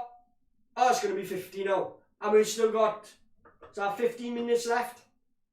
18 minutes left. It's all Munster, boys. Enjoy it.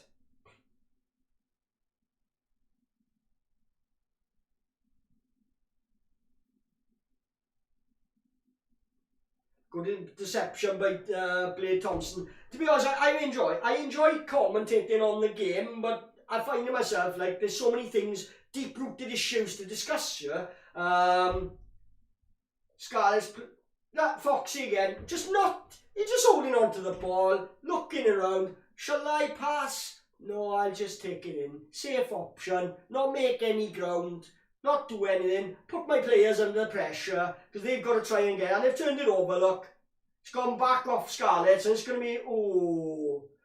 Man of the match for me is this this kid at 12 for Munster, or one of the back rowers. The 12 has been brilliant. He's just dominated both our centres. Whoever he's come up against. Look at this, man. We're so slow to react. But going back to, you know, I was saying Leinster latch, because that's what's been nicknamed. And somebody said, will we be employing it now because Hugh Hogan has come on board? And he said, yeah, well, we were doing it. But the problem is they've outlawed that now and it's not legal anymore. And I'm like, is he real? It was never legal. What are you on about? Right? But evidently it still is. They are still doing it and the referees are fine with it. So why aren't we doing it? Because I'm fine with if there's an issue where we thought the rule meant one thing, but suddenly you're starting to play teams and the refs are allowing it to go on.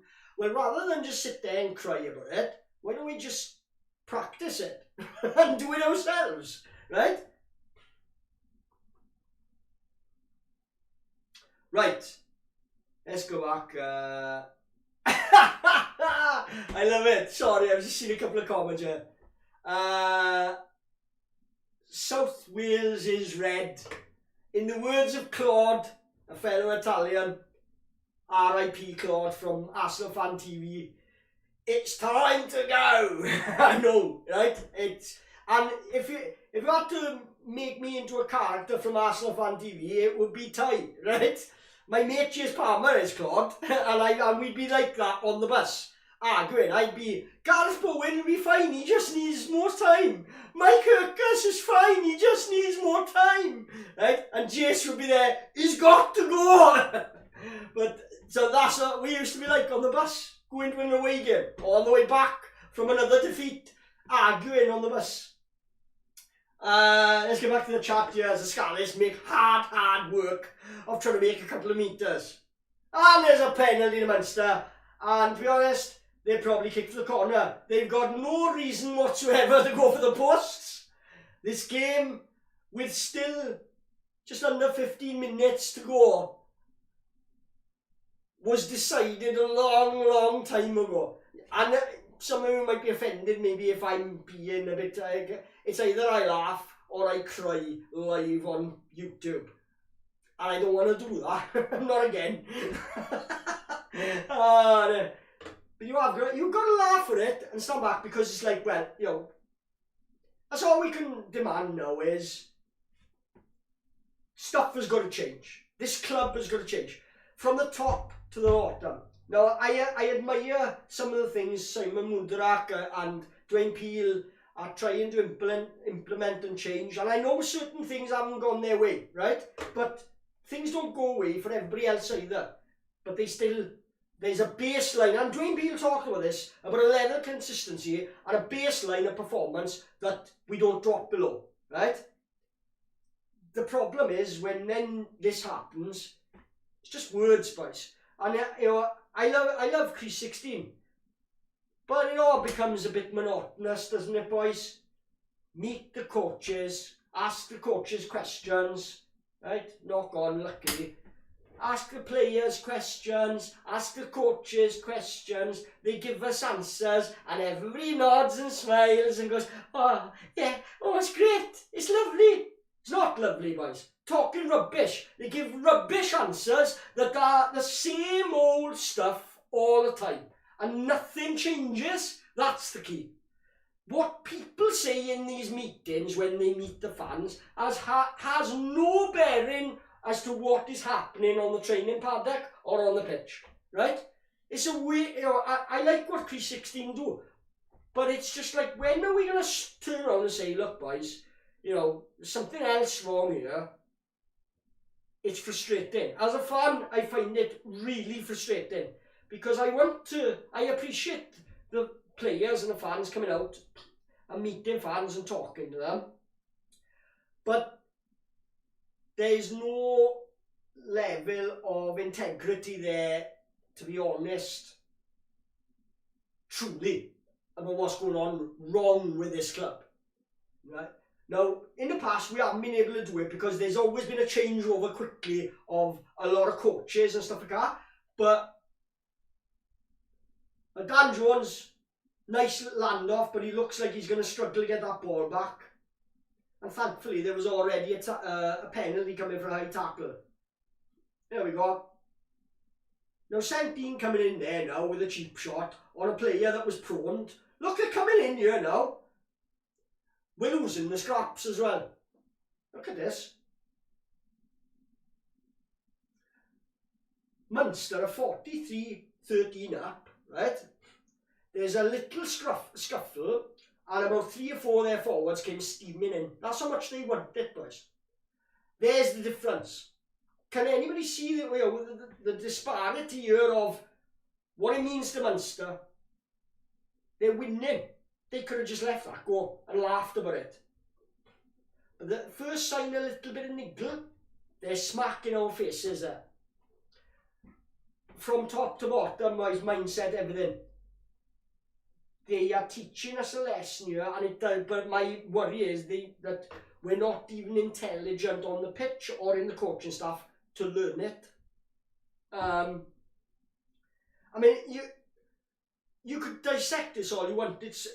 There's so much wrong with our game, you wouldn't know where to start. And I feel sorry for Dwayne Peel, to be honest. You know, where does he start? It's not like he's being given things that we lost that game because of this and we need to work on it. We've got to rip it up and start again, yeah? This is poor from conditioning, from just attitude, from organisation, physicality, defensive alignment, decision making, everything. Now, why I don't get Johnny Williams coming in first phase there just to pass to Dan Jones at centre. And he just did nothing then. It's aimless. Look. Is that Sean Evans? Come on, number 20. Yeah. Did okay there. But I say he did okay. He did what you'd expect a rugby forward to do in that position. Nothing more, nothing less. Nice pass. Oh, Kieran Addy, man, you need to want it more. You can see a ball is short. Fall on it. Don't just go, like that.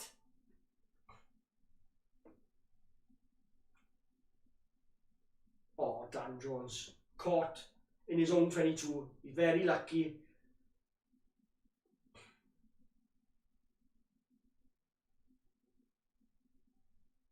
Sean Evans playing well so far. I'd start him next week.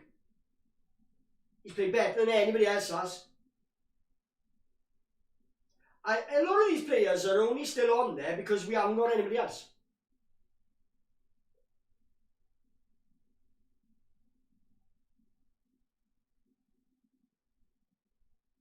Foxy again, just head down, no, hardly any yardage.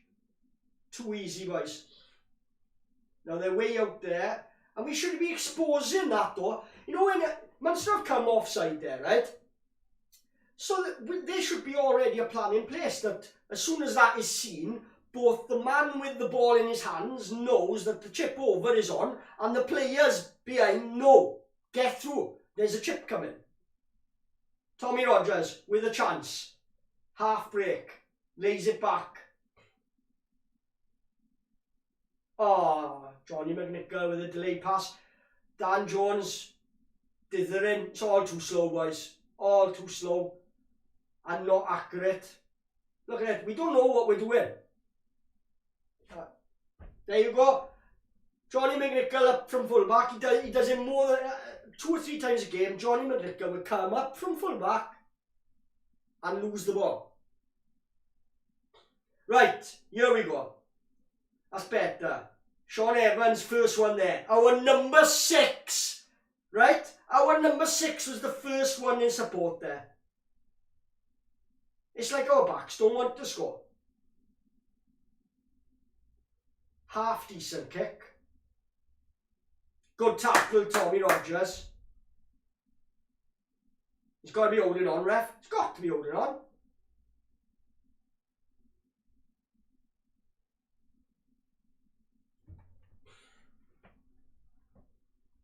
Absolutely embarrassing. Let's get back to the chat. Sorry. I hope I've been alright here. I can only react to what I see here, boys, and I'm sorry if it's coming across negative. Might you hear some boos there today when the whistle goes? Yeah, and those boos better not be to Munster or the official. The official's been tidy. The official's been tidy. He's got the usual, could have gone either way, some of the scrum calls. But we've had our fair share of scrum calls go away. Right? Look, they're smiling. It's a day in the sun for them. Look at it. Job done, boys. Happy days. Absolutely shocking. There's an interesting question. Mark Dunphy says, do you think the Scarlets had the wrong mindset when they saw the Munster team? Well, this is it. You know, evidently, perhaps they did. The mindset they should have had was, look at these bleeps. They think they can pick a second team here. This is how they don't respect us, boys. Not like Jake White didn't respect Connacht last week, yeah? This is what Munster have come. But the irony is, and this is what I feared, because I knew it could go wrong. Because if we lose this game, we haven't just lost it, we're going to get hammered. Hilarious. It's hilarious. You can't make it up, right? Your favourite player, Jones, is on. Yeah, he's on, and you know, he is what he is. He'll do basics okay, but he's not what's expected, what's needed at this level. Way off it for Dan Jones.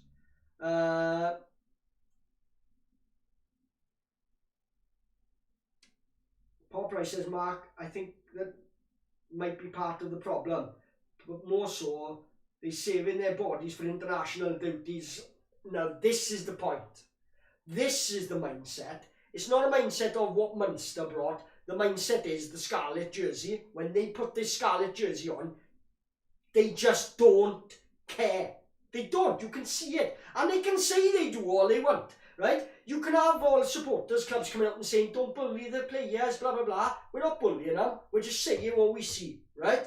They don't care. Because you know how you show how you care about something? By your actions. You can say you love somebody. You can say it all you want. But that person won't feel you love them until you show it to them. in an action that you do. Love is something you do, not something you say, right? So, and same as care. If you care for something, it's something you do. It's an action. It's not something you speak. Okay? Otherwise, it's just a word. And too long, too often, all the sound bites we get, no matter where they're from, top to bottom, players, coaches, fans clubs, right? And there's agendas behind it. There are agendas behind it. You know what I mean? People don't want to be seen to be criticising. Well, I'm an independent fan channel. I say what I see, and this is not good enough.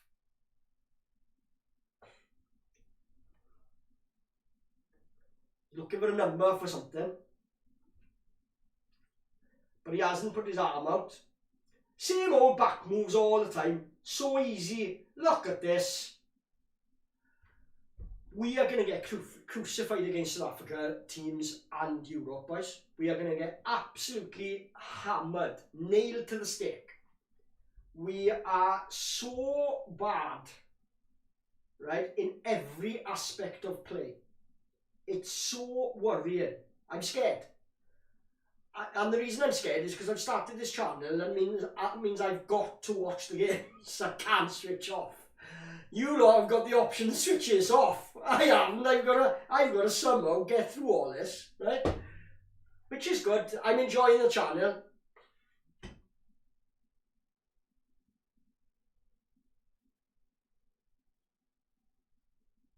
I slapped that forward. That's a yellow card. It's one of those. It's close. He's close to it. He's had to make a decision. For some good.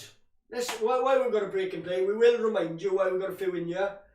Please share and like our content with friends, family, blah blah blah. It really makes a difference. Whether it's tweeting it, Facebook, blah blah blah. You know, put it out there for us, please, guys. Iwan Lewis says very good performance from a second string Munster team. Goes without saying much. This the thing is, this isn't even a second string anymore. They brought the bench on. This is their thirds, right? And they're still giving us problems, and we are all over the place. But what I was going to say was, for a positive, because I've got to be negative, otherwise I'd look a bloody fool here, right? I'd look a fool if I'm trying to say, oh well, it wasn't too bad. Better luck next time, boys. And Mawahid hashtag and all this, right? I'm sorry, I'm not going to do that. I can't. I find it ridiculous to do it, right? But to try and, I've been thinking in my mind while I'm commentating on this absolute horror show, right? What I could say is something positive. Well, I've got something positive. I'll remind you guys that once we get the Leinster game out of the way, we have confirmed that we're going to be doing a live interview over Zoom with Di Hodges. He is the first of hopefully many ex-players, cult figures that we're going to have in on the channel, where we're going to be interviewing them, me and Chris. We're going to be interviewing these ex-players. We've only confirmed Di Hodges, first of all. We were hoping he's going to start the ball rolling. He has, like, within a minute of asking him, we sent a message over Facebook. Within 1 minute of asking, he said, yep, when you want to do it. And he was more enthusiastic than we were. And we were like, oh, right, just give it a couple of weeks. And we said, let us get it all organised. So, as a positive, boys, we have got some interesting content. And we're going to try and time it for when the internationals are on. So we've got a bit of Scarlet content to bring out while there's no games, basically. So we're going to try and time it for probably for the week after the Leinster game. But we'll be probably trying to get in contact with Di to run over some basic questions. We'll try and put something up so that fans can put pre-questions to him, but also it's going to be open to a live chat for you guys to just talk. And if there's anybody within reason, if there's anybody interested, we could probably put another one or two on the Zoom call if you want to be present on the Zoom call with us, because so far it's me, Chris and Di Hodges. Well, obviously we're going to fit more than one camera on the screen, so if any of you are interested in being part of the interview with Di Hodges, he's currently in Texas. From what he's split between Texas and Colorado with the Rocky Mountains. So there's got to be some Dumb and Dumber banter going on there if that's where he's from, because that's in that Rocky Mountains. That's Aspen, isn't it? That's where they went in Dumb and Dumber. But so we've got that coming up, guys, and we're excited about that. We're excited about the channel in general as well. We knew we're starting this channel, you know, like it could go one way, it could go the other. But hey, it's performances like this and that they've elevated Arsenal Fan TV and Mark Obridge to where they are. They didn't get their channels going that well through winning things that they've. So from a channel point of view, perhaps it's a good thing, I don't know. But I'm certainly not. I prefer it to be the Scarlets winning, I'll tell you that now. And that the channel only has about 2 views. So here come Munster again. And here he is. I like this guy with the long hair. He looks like a front rower. Oh, it's a shocking, guys.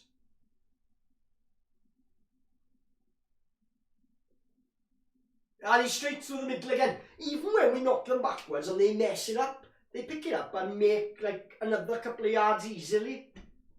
We're being exposed here, boys. Penalty to us.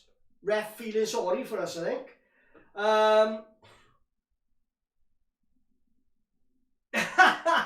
Ja. All right, yeah. Paul Price says still at least Bristol are on the end of some pastings too. Whilst I agree, yes, that is true. The trouble is, Bristol are in matches that are they're in a much tougher match, and they're showing some intent at least that they can score. We are looking absolutely dreadful in attack. You know, even in the things where we were being outplayed, but we always score a good try or two because that's our game, and we do that naturally. We can't. It's not Munster haven't even had to do anything to defend us. We've defended ourselves. That's it. All over. Oh, starting after the whistle here. And this prop loves it, look. Little dig, little dig, little dig. Here we go. He's going to kick off. A little bit of a scuffle after the game. It's still going on. It's still scuffling. It's no good caring now, Scarlets. You know, we saw this in the first half that this was on the cards. You can't whinge about it now. You've actually shown more fight after the whistle than what you did during the game. I don't know. Let's get back to the comments here. But yeah, so just remember what I said about the Diogenes interview is going to be coming up. We will be posting more information about it once we get it. But while you're all in here, I'll start to mention that.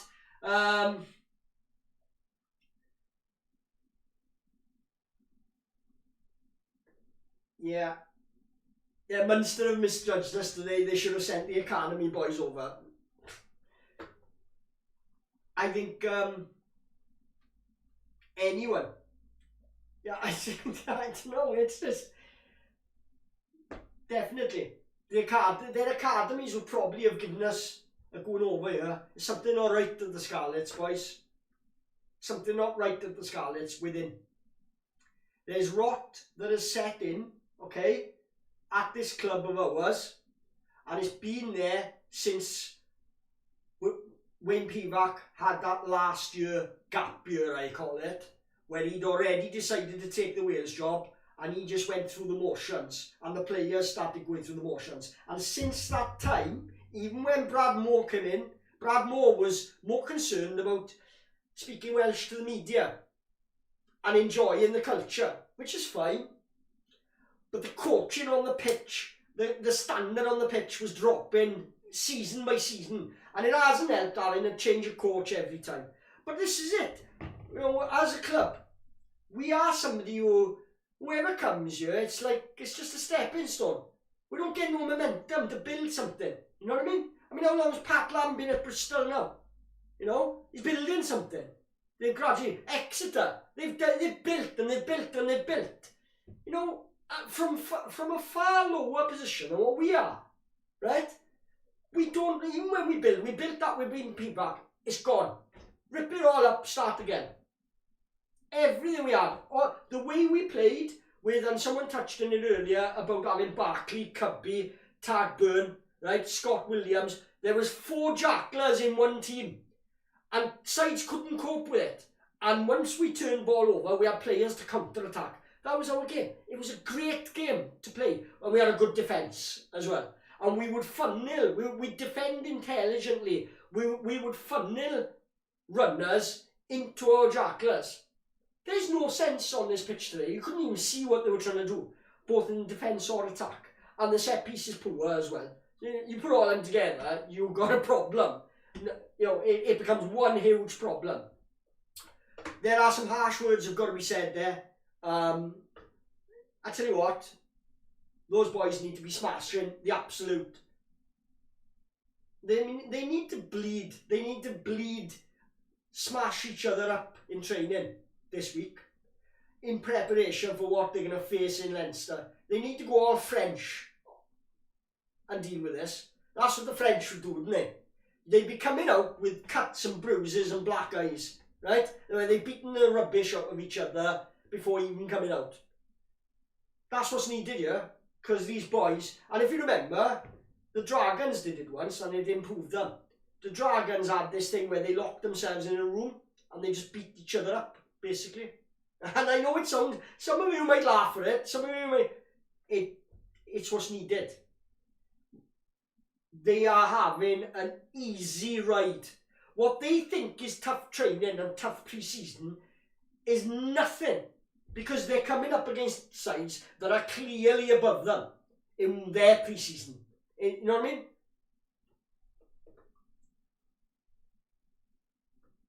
Well, this is it. No, it's fine margin, isn't it, Jar? He says bottom Welsh region officially, and rightly so, deserve to be. But, you know, there was a chance today, Munster bringing the seconds, to win this with a bonus point and go top. It's hilarious. You'd think they'd have been up for it. Shocking.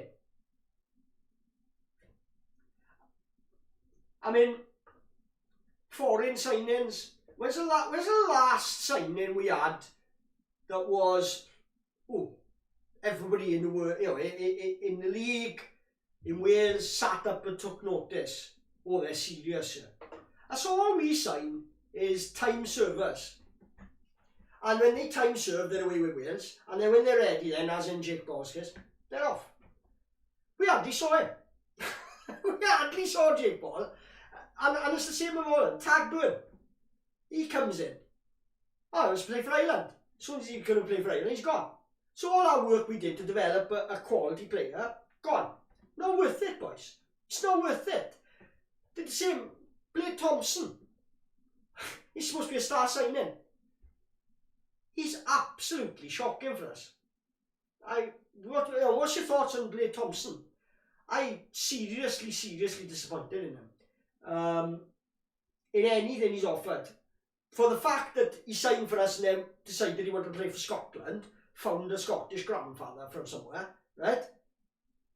And I know I'm going off for one here and I say things that might get me in trouble or might be out of line and not fair on certain individuals. But I can only imagine what Roy Pimpernel would be saying right now if he was here. Because he'd be the same as me. And there's always been this thing within the fan base of the Scarlets where the arguments start then the positives v the negatives. Now, I'm all for being positive, but there comes a point where something's so bad, it needs rooting out, right? You need some of that paste like the Veruca cream, right? To burn it out. Because we have got Verucas in this club eating away.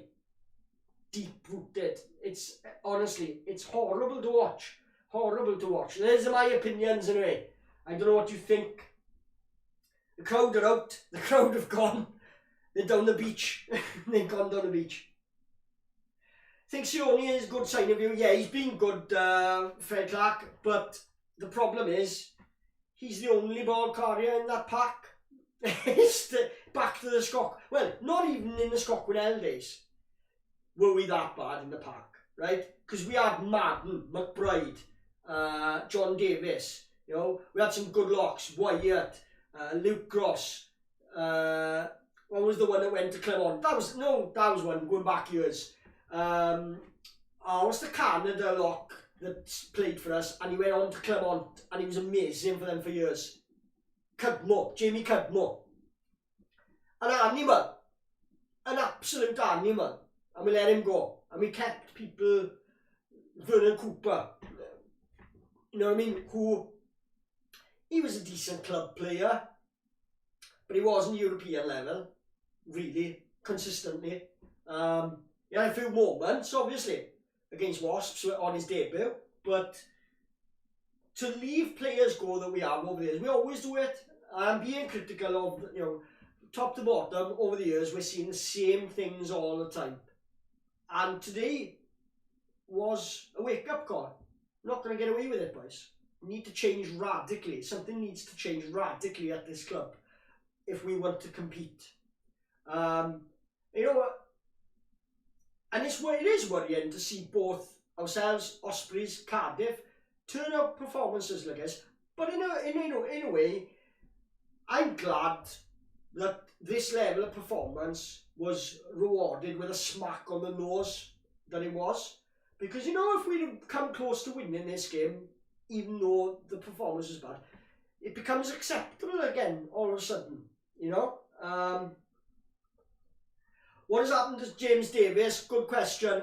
He has struggled with concussion and he's been out for a long time, as has Patchell, our outside half. So this is the problem. We haven't got strength in depth now, because the players that would have been bench players are playing, like people like Dan Davis, who is probably normally our third, fourth choice. Last season he was our fourth choice, 7, behind Jack Morgan, Cubby, McLeod, and then you had Dan Davis, right? Now Dan Davis is first choice, and we haven't got another one behind him, because Cubby's injured, McLeod is injured, and Jack Morgan left. We did sign Lozana from Argentina, but in the last game in the Rugby Championship, he got injured, and he's injured his hamstring. Otherwise, he'd have been playing today.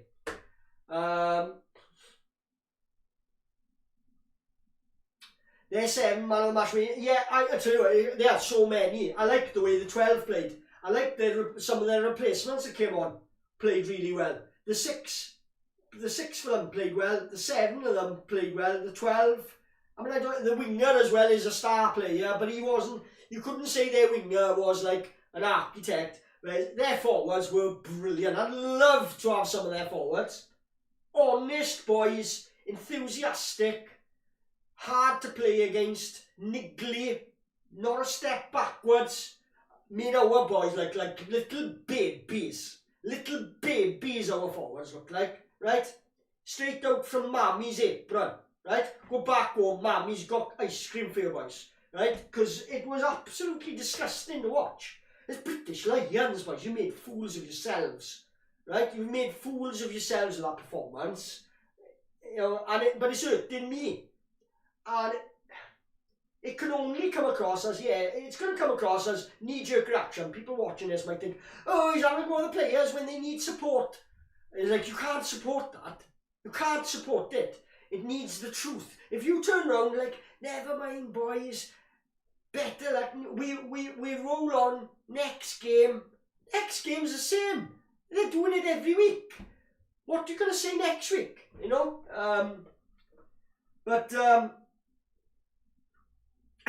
Oh no, Paul Price, you know what to say to start me off. If I haven't started ranting already enough. What's this now? Oh my god, already got fans on the Scarlets thread mentioning the referee. Well, you won't catch me in there today. I like Scarlet Fever, the forum, right? And I'm in there quite a lot, back and forth. But after a game like this, it's horrible to be in there, because you've got them all there looking for blooming excuses in everywhere but us, right? And it's not on. And that's why I started the channel. It's because I want to be honest and react to what we're seeing and be, you know, call things out for what they are. You know, some of those players, if they were being judged on a contract, off that performance, they wouldn't get one. They wouldn't be pro rugby players. Okay? And this is the mindset. You know, it's all very well having a contract and playing with the Scarlets, but you've got to play like you deserve it every week, every time you put that shirt on. They wouldn't get away with it at another club. They wouldn't. You hear of them. And you know what gets me when they go, you know, years ago we'd have players and they go to England and they go to France and they say, oh yeah, this league's much more intense. And yeah, because you've got to. Because you've got to take it seriously. And suddenly this league we are in is getting more intense. Right? And now you're being found out in that your gravy train of wearing a Scarlets shirt is no longer a gravy train. It's the road to hell. Right? And you're getting found out. There's Dwayne coming on now. Let's hear what he's got to say. Oh, he's going to speak in Welsh, so I can't understand it. Tell me what he says, boys. He said the word iawn straight away. I hope that was preceded by not very.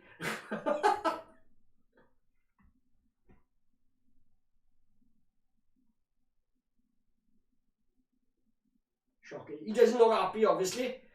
He looks shell-shocked. He doesn't even look angry.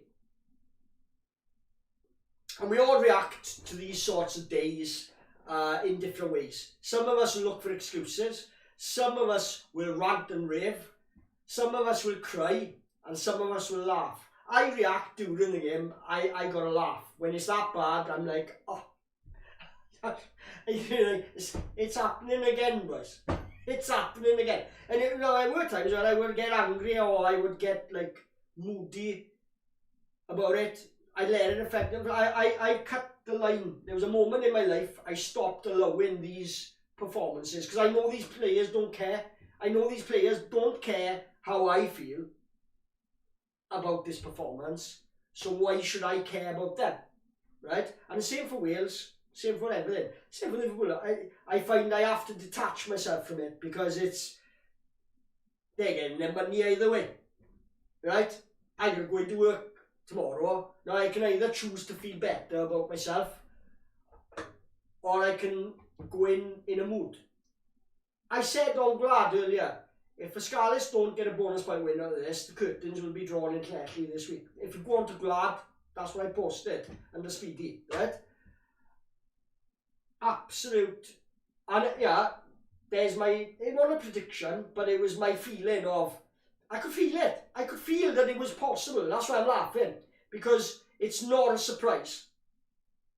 I wanted it to be so much different, but it's not a surprise to me to see this performance from the Scarlets. So what are your suggestions, boys? There's quite a few in the chat. What are your suggestions? What's got to be done? Who do we drop? Do we drop? Do we? I mean, it's way too early. You've got to give Dwayne Peel time. And luckily, because of who he is, he's going to get more time than anybody else will. He won't get the same reaction Wayne Pivac had, right?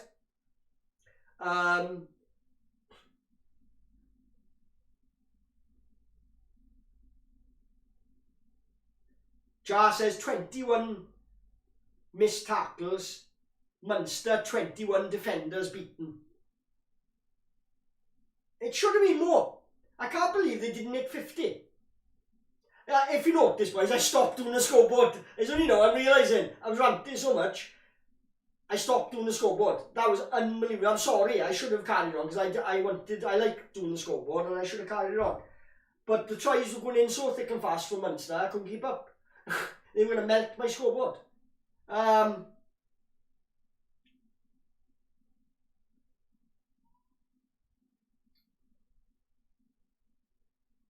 South Wales is red, asking what thread is that. I think they're talking about the Scarlet Fever forum thread on there. What a hard bleep coup Cudmore was. Jar, I know. And the thing is, we had him and we could have tied him down to a good contract, and he was the sort of player, once he felt loved, he would have stayed. He'd have been like Dave Hodges. He reminded me very much of Dave Hodges. That's who we needed there today, is a Dave Hodges, a Boobia, an Easterby. You know what I mean? There's back row, locks, tight five, back row. They were absolutely dreadful. And our captain, was non-existent. They've got to change that captaincy for me. They've got to change that captaincy. If he can, I looked at the advert for Oil for Wales and there's John Davis, look. On the side of an Oil for Wales truck. Or, there's all the Scarlets, look, yeah, come on boys, Oil for Wales. What about rugby for the Scarlets, boys? Let's concentrate on that, yeah? Let's concentrate on rugby for the Scarlets, less than Oil for Wales, yeah? And being on TV and adverts. And yeah, you know it is, they run that advert there now just to rub our noses, isn't it? Paul Price, WIU spent 9 million on a hotel whilst letting grassroots rugby rot. Amen. A to the men. Right? Now you got me where I live, kid. 9 million on a new hotel. It wasn't long ago they did a Millennium Stadium upgrade, didn't they? A refurbishment. Shocking. It is the WIU, right? You don't know nothing. But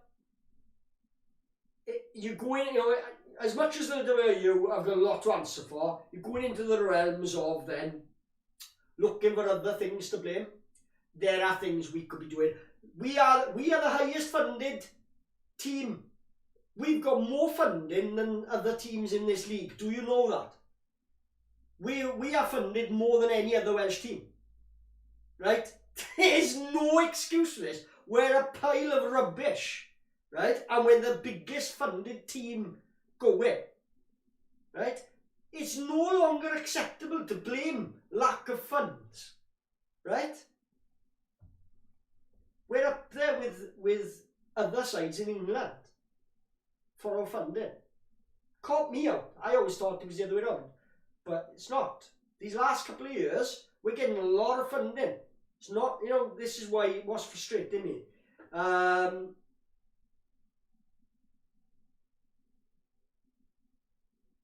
Paul Price saying South Wales is replying to South Wales Red. Scarlet's official Facebook page. Oh, I can't even look at that. Oh, I'll see it live on air. What a bunch of boots. And a Scarlet fan. Honestly, I can't even go on there. It's like, I want to be enthusiastic with the Scarlets, and I get their enthusiasm. But if you say anything wrong about the Scarlets on there, they're just ignorant. They are proper. One night, Scarlets in the first half, Scarlets in the second half. Honestly. Wow. No, I never got there. I thought he was on the Scarlet Fever Forum, which it couldn't be one-eyed, but it's a good mix there. But you then, because there's a mix, you'll get sort of heated debates on what's happening. Jar says his son just came in, big boos at the end of the game. Yeah, what I'd like to know is, of everybody who did boo, what were they booing though? Because some fans, they're booing the ref, or they're booing Munster, right? And it's like, you cannot boo anything else but the players directly. They need criticism for this. This is not acceptable. You are failing. The bare, I don't mind losing. I don't even mind having a bit of hammering if I can see that Munster were outstanding and we were trying. We weren't even trying. We weren't even organised there. We were going through the motions. We didn't want to know. It looked like they'd met for the first time. So yeah, I did ask a question. What would you change? James Davis injured again. Blah blah blah. Right. I'm getting older now too. True. Paul Price says Steph Hughes, Joe Nicholas, Combia in for starters. You got to play up. You got to. Yeah. Who can argue against it, right? Those players there today. It's sunny weather. It's Parker Scarlets and it's a Munster seconds team. Should be running tries in from everywhere. And I don't mind that the Munster scored 29 points and scored some tries. I can live with that. But we should have been offering the same at least back to them. It's sunny day. Could have had us throw around. It could have been a great thing. But we were just abject all over the park. Carwyn in too. Well, This is the worrying thing though, is because, like, take Sam Costello now, very similar situation to Carwyn, right? They're young, you know, and it's like, I don't mind putting a youngster in, but I don't like putting a youngster in when they're being forced into being number one choice. That's dangerous then, because if they have a struggle, you can't, you know, there's nobody to save them, nobody to help them. It was the youngsters on the pitch today, in Tommy Rogers and Sam Costello, covering tackles for British Lions today. Hang your heads in shame. Hang your heads in. Wyn Jones, Ken Owens, John Davis, all the internationals, Scott Williams even, all of you, every single one of you that missed one of those 21 tackles, right? West and Tommy Rogers and Sam Costello were having to dig your backsides out of trouble time and again, putting their young bodies on the line, right? Hang your heads in shame. Bring Sebastian back too. This is it. Scrum looks better with him in, doesn't it? Where is he? He hasn't even been on the bench. Samson needs a bit of a kick, a bit of a, well, like, you know, so far we expect more. Go away and work on it, you know. And like someone said earlier on, farm him out, give him a shock to the system, get out in the semi-pros. I know so many youngsters that end up playing in England. Clickety-click is all I'm saying. Well, I know what you're saying. I know what you're saying. Your face don't fit. I know plenty of players who would have been very, very good players, and they didn't even stick with rugby anymore. There's inner politics at work in Wales all the time, isn't there?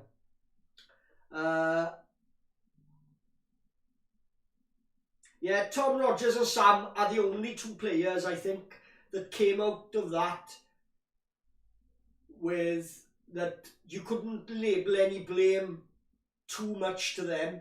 You could see they were trying, they were covering other players, they were covering internationals next to them, they were making tackles that John Davis missed and Scott Williams missed, and the only one who didn't have a poor game was Cowdo. He was trying, he did a few things, he tried, he was tackling, he was ripping balls.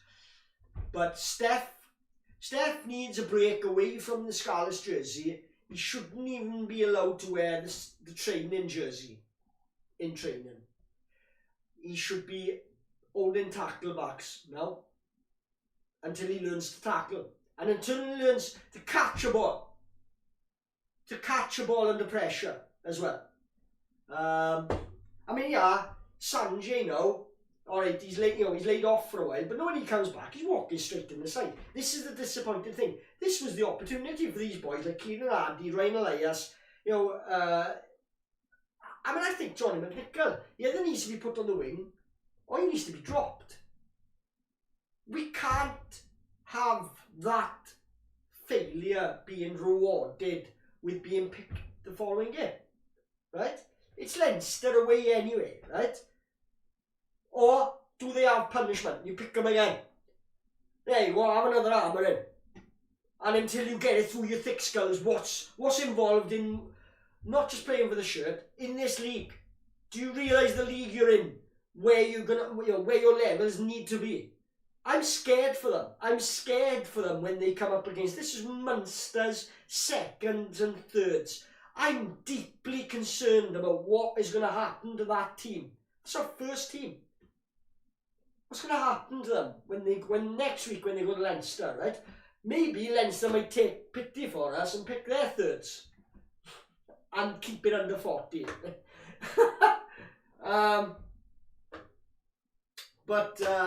Well, listen, it's been 2.5 hours. We'll probably try and line something up next in the middle of the week.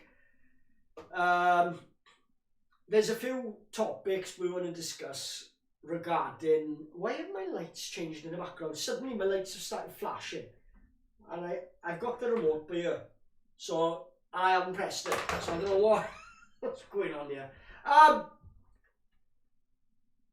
I've got some topics I was going to debate upon the rise of the South African teams, that's cheered me up this week, and it's nice to see. I'm happy about the league, actually. I can take being a crap team in this league if the league is good. What was poor before in years gone by was we were rubbish, but the league was rubbish too. You know what I mean? But it is what it is. We've got to move on. The boys got to learn. There's big things got to be decided. I don't think people like Simon Mudrak, from what I've seen of him so far, I don't think he stands for this. If he applies the successful traits he's had outside rugby to running this rugby club, then I'd be very surprised to see some of those players here next season. And I'm talking about stalwarts, you know, big names, so-called big names, because they're only big in little villages in West Wales, right? I say that. Some of these players, you know, they're only big in their village. They're not big when it comes to the global game. They've ridden off performances for their international sides and the British Lions sides for years. And slowly but surely, their Scarlets form is going to come back and bite them in the end, because it'll cost them their international career. It should do. It should do. These boys, you know, half of me wants them to go to Wales, because I don't want them playing in a Scarlets jersey if they're going to play like that. I'd rather them play for Wales. But anyway, right, I'm going to knock it on the head there, boys. For some reason, I'm watching YOLO with Komodo Dragons, which is more entertaining than the game, I'll tell you that now. I like Komodo Dragons. They're better than the Gwent Dragons, anyway. Although they're doing alright at the moment, aren't they? Take a look at the Dragons' performance against Connacht last week. Tell me if you think this team would defend like that out in Connacht. Couple of more things. The worry for Europe, the worry is Europe for Scarlets. This is it. This is what I touched on earlier. I am worried. Deeply. I mean, I'm trying to plan to go to Bordeaux.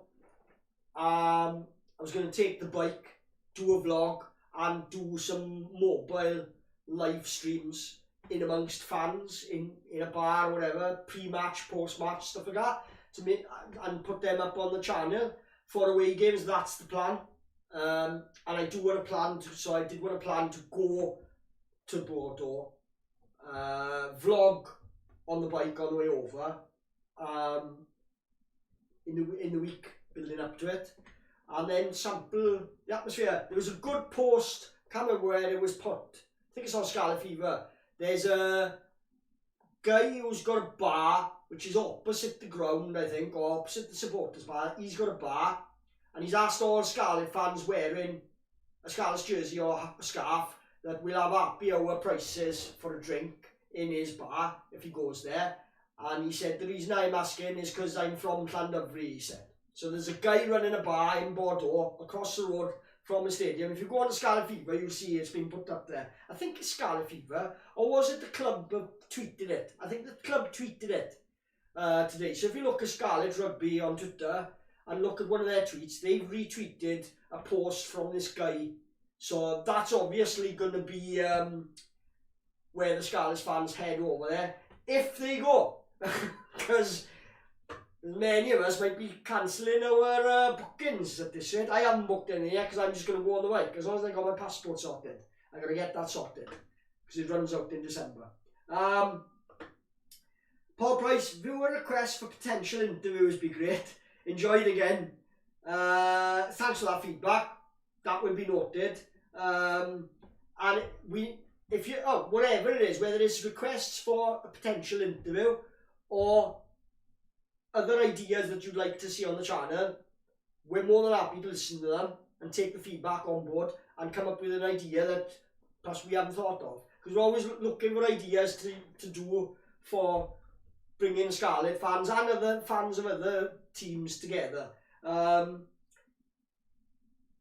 thank you. He says, well done, thank you. Now, just how rich is Cara Vorderman, and how sorry did she feel for us today? Is she that rich? I hope she is. And I hope she did feel sorry for us. We were supposed to have like a massive South African backing, the same people that were in on Saris. That was supposed to be happening in the background at one point, but that never came to fruition. But is Welsh rugby conducive of attracting private investment? I don't think it is. You know what I mean? No matter how much money you got, say you're like a billionaire, and you know, $1 million is probably not that much to you, right? It's a tenner on the sofa or whatever, right? But would you waste it? Knowing, you know, we can look at, oh, they restrict us, the W take the players too often. Yeah, but the thing is, we are also spending a lot of money on deadwood. You know, I'd say goodbye to Blake Thompson, to be honest. I know I'm saying that, that'll be controversial. But what's he done? What has he done in the Scarlets jersey? Nothing. How many years has he been here? Right? I know he's been injured, but whenever he's been injured and then gets back, he's off to Scotland. Right? Okay, dunno. Ta-ra. It's not good enough. We are pouring money down the drain, and our first team is a shambles. Right? And I don't like to use that word, shambles, because it winds Scarlet fans up. It winds me up when I hear other people say it. But it is. It's shambolic. Okay? And I don't like to bring that word into it.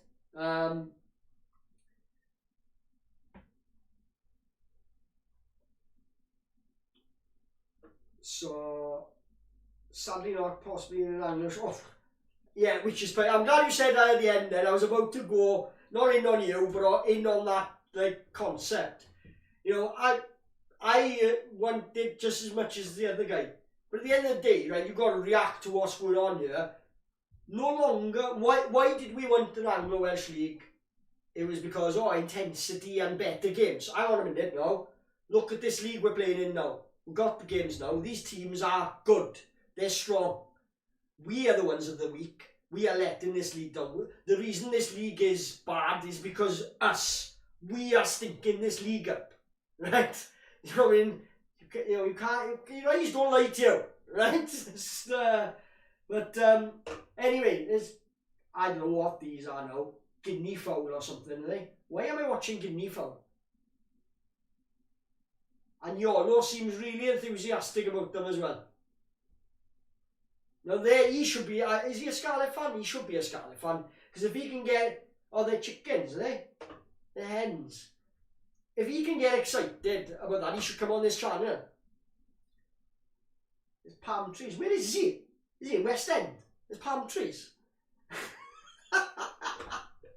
Paul Bryce, have a great week, mate. Thank you, and see you next time. Be sure to subscribe, click the bell, pop a share and a like on. Thank you. I've been on my own today. I bet Chris, I don't know how he's doing, but I bet Chris is glad he sidestepped that one. He'd have been pulling his hair out. But I look forward to having Chris back next time. I'll catch you again, Paul Price. Thanks for coming in and being part of the chat. Have a good week. Try not to feel too down. Enjoy the sunshine. That's my advice to you. I gotta go to work after this. I gotta go into work for 6. That's gonna be fun, isn't it? But I think perhaps that's the best thing, to have something to take my mind off things. Right, I'm gonna leave it there, boys. Thank you ever so much for all of you who contributed. Sorry if I have been, I've tried to sort of balance it up with a bit of humour as well. But how could I comment? I couldn't comment on that game and be all sunshine and rainbows all the time, boys. I gotta say it. I gotta report what I'm seeing and discuss it and put it out there for you. So I shall see you. I'll hopefully come online sometime midweek and react to whatever news we have coming through, because that's what I want to do, is do some like news flash, like when teams are announced or any breaking news, because there's been a few things. They've announced this World Cup Club Cup for every 4 years, and I do want to do a little segment on that where we talk about it. Oliver Hassett has come in and said up Munster. Yeah, well done Munster. Oh, hands held up. Embarrassed. embarrassed today, boys. You lot were all worrying when you saw that team. A lot of you were disgusted, and you came onto the Scarlet forums and said, we're really sorry and ashamed that our club have done this, and put a second side out. We're grateful you did, boys. We're just grateful you didn't bring the firsts, right? Because that would have been 70 or 80 points if you would have brought the firsts. Gotta be honest, well done Munster. Because last week I was critical. You relied on the ref, you didn't play that well. You relied on the ref getting you through that game with some critical decisions at critical times last week in Thomond Park. But today, to be honest with you, you only did the routine things as well. You didn't play amazing. You just were allowed to do whatever you wanted. There was no resistance to whatever you wanted to do. You were picking the ball up from rucks, standing off, having a look left, having a look right, changing your mind, doing a pirouette, and then deciding to run. It took like 10 seconds for that 12 of yours to do that in the middle of the park, and not one of our defence came up and tackled him. But they just held their line and waited for him to run at them. And then when he decided to run at them, he made 10 yards. It was crazy. It was like, I'm sorry, if I was on the field with that. I'm not about for the Scarlets now. I'm not about like any time I'm in a team sport. If I was to witness that from a team of mine, whether I'm the captain or not, I'd be fighting with my own teammate. I'd be fighting with my own teammate. I know my mate Chase Palmer would be the same. Because there's certain things like you cannot put up with, right? Shocking. Our boys wanted to fight more. There was more fight after the whistle, after the final whistle, after the event. Or to show I'm frustrated and I care. You show you care during 80 minutes, you know what I mean? I said I was going 2 minutes ago and I'm still here, ranting. Or because of all of my assets ain't up Munster and I'm trying to be friendly to him. But it sends me back down that path of rant. I don't know what I'm watching here on S4C. Why is Yolo out in like South America or something? The sheep. He's in like Chile or Venezuela or somewhere, is he? I wish I could speak Welsh. Anyway, I'm going. I'm going. I've had enough.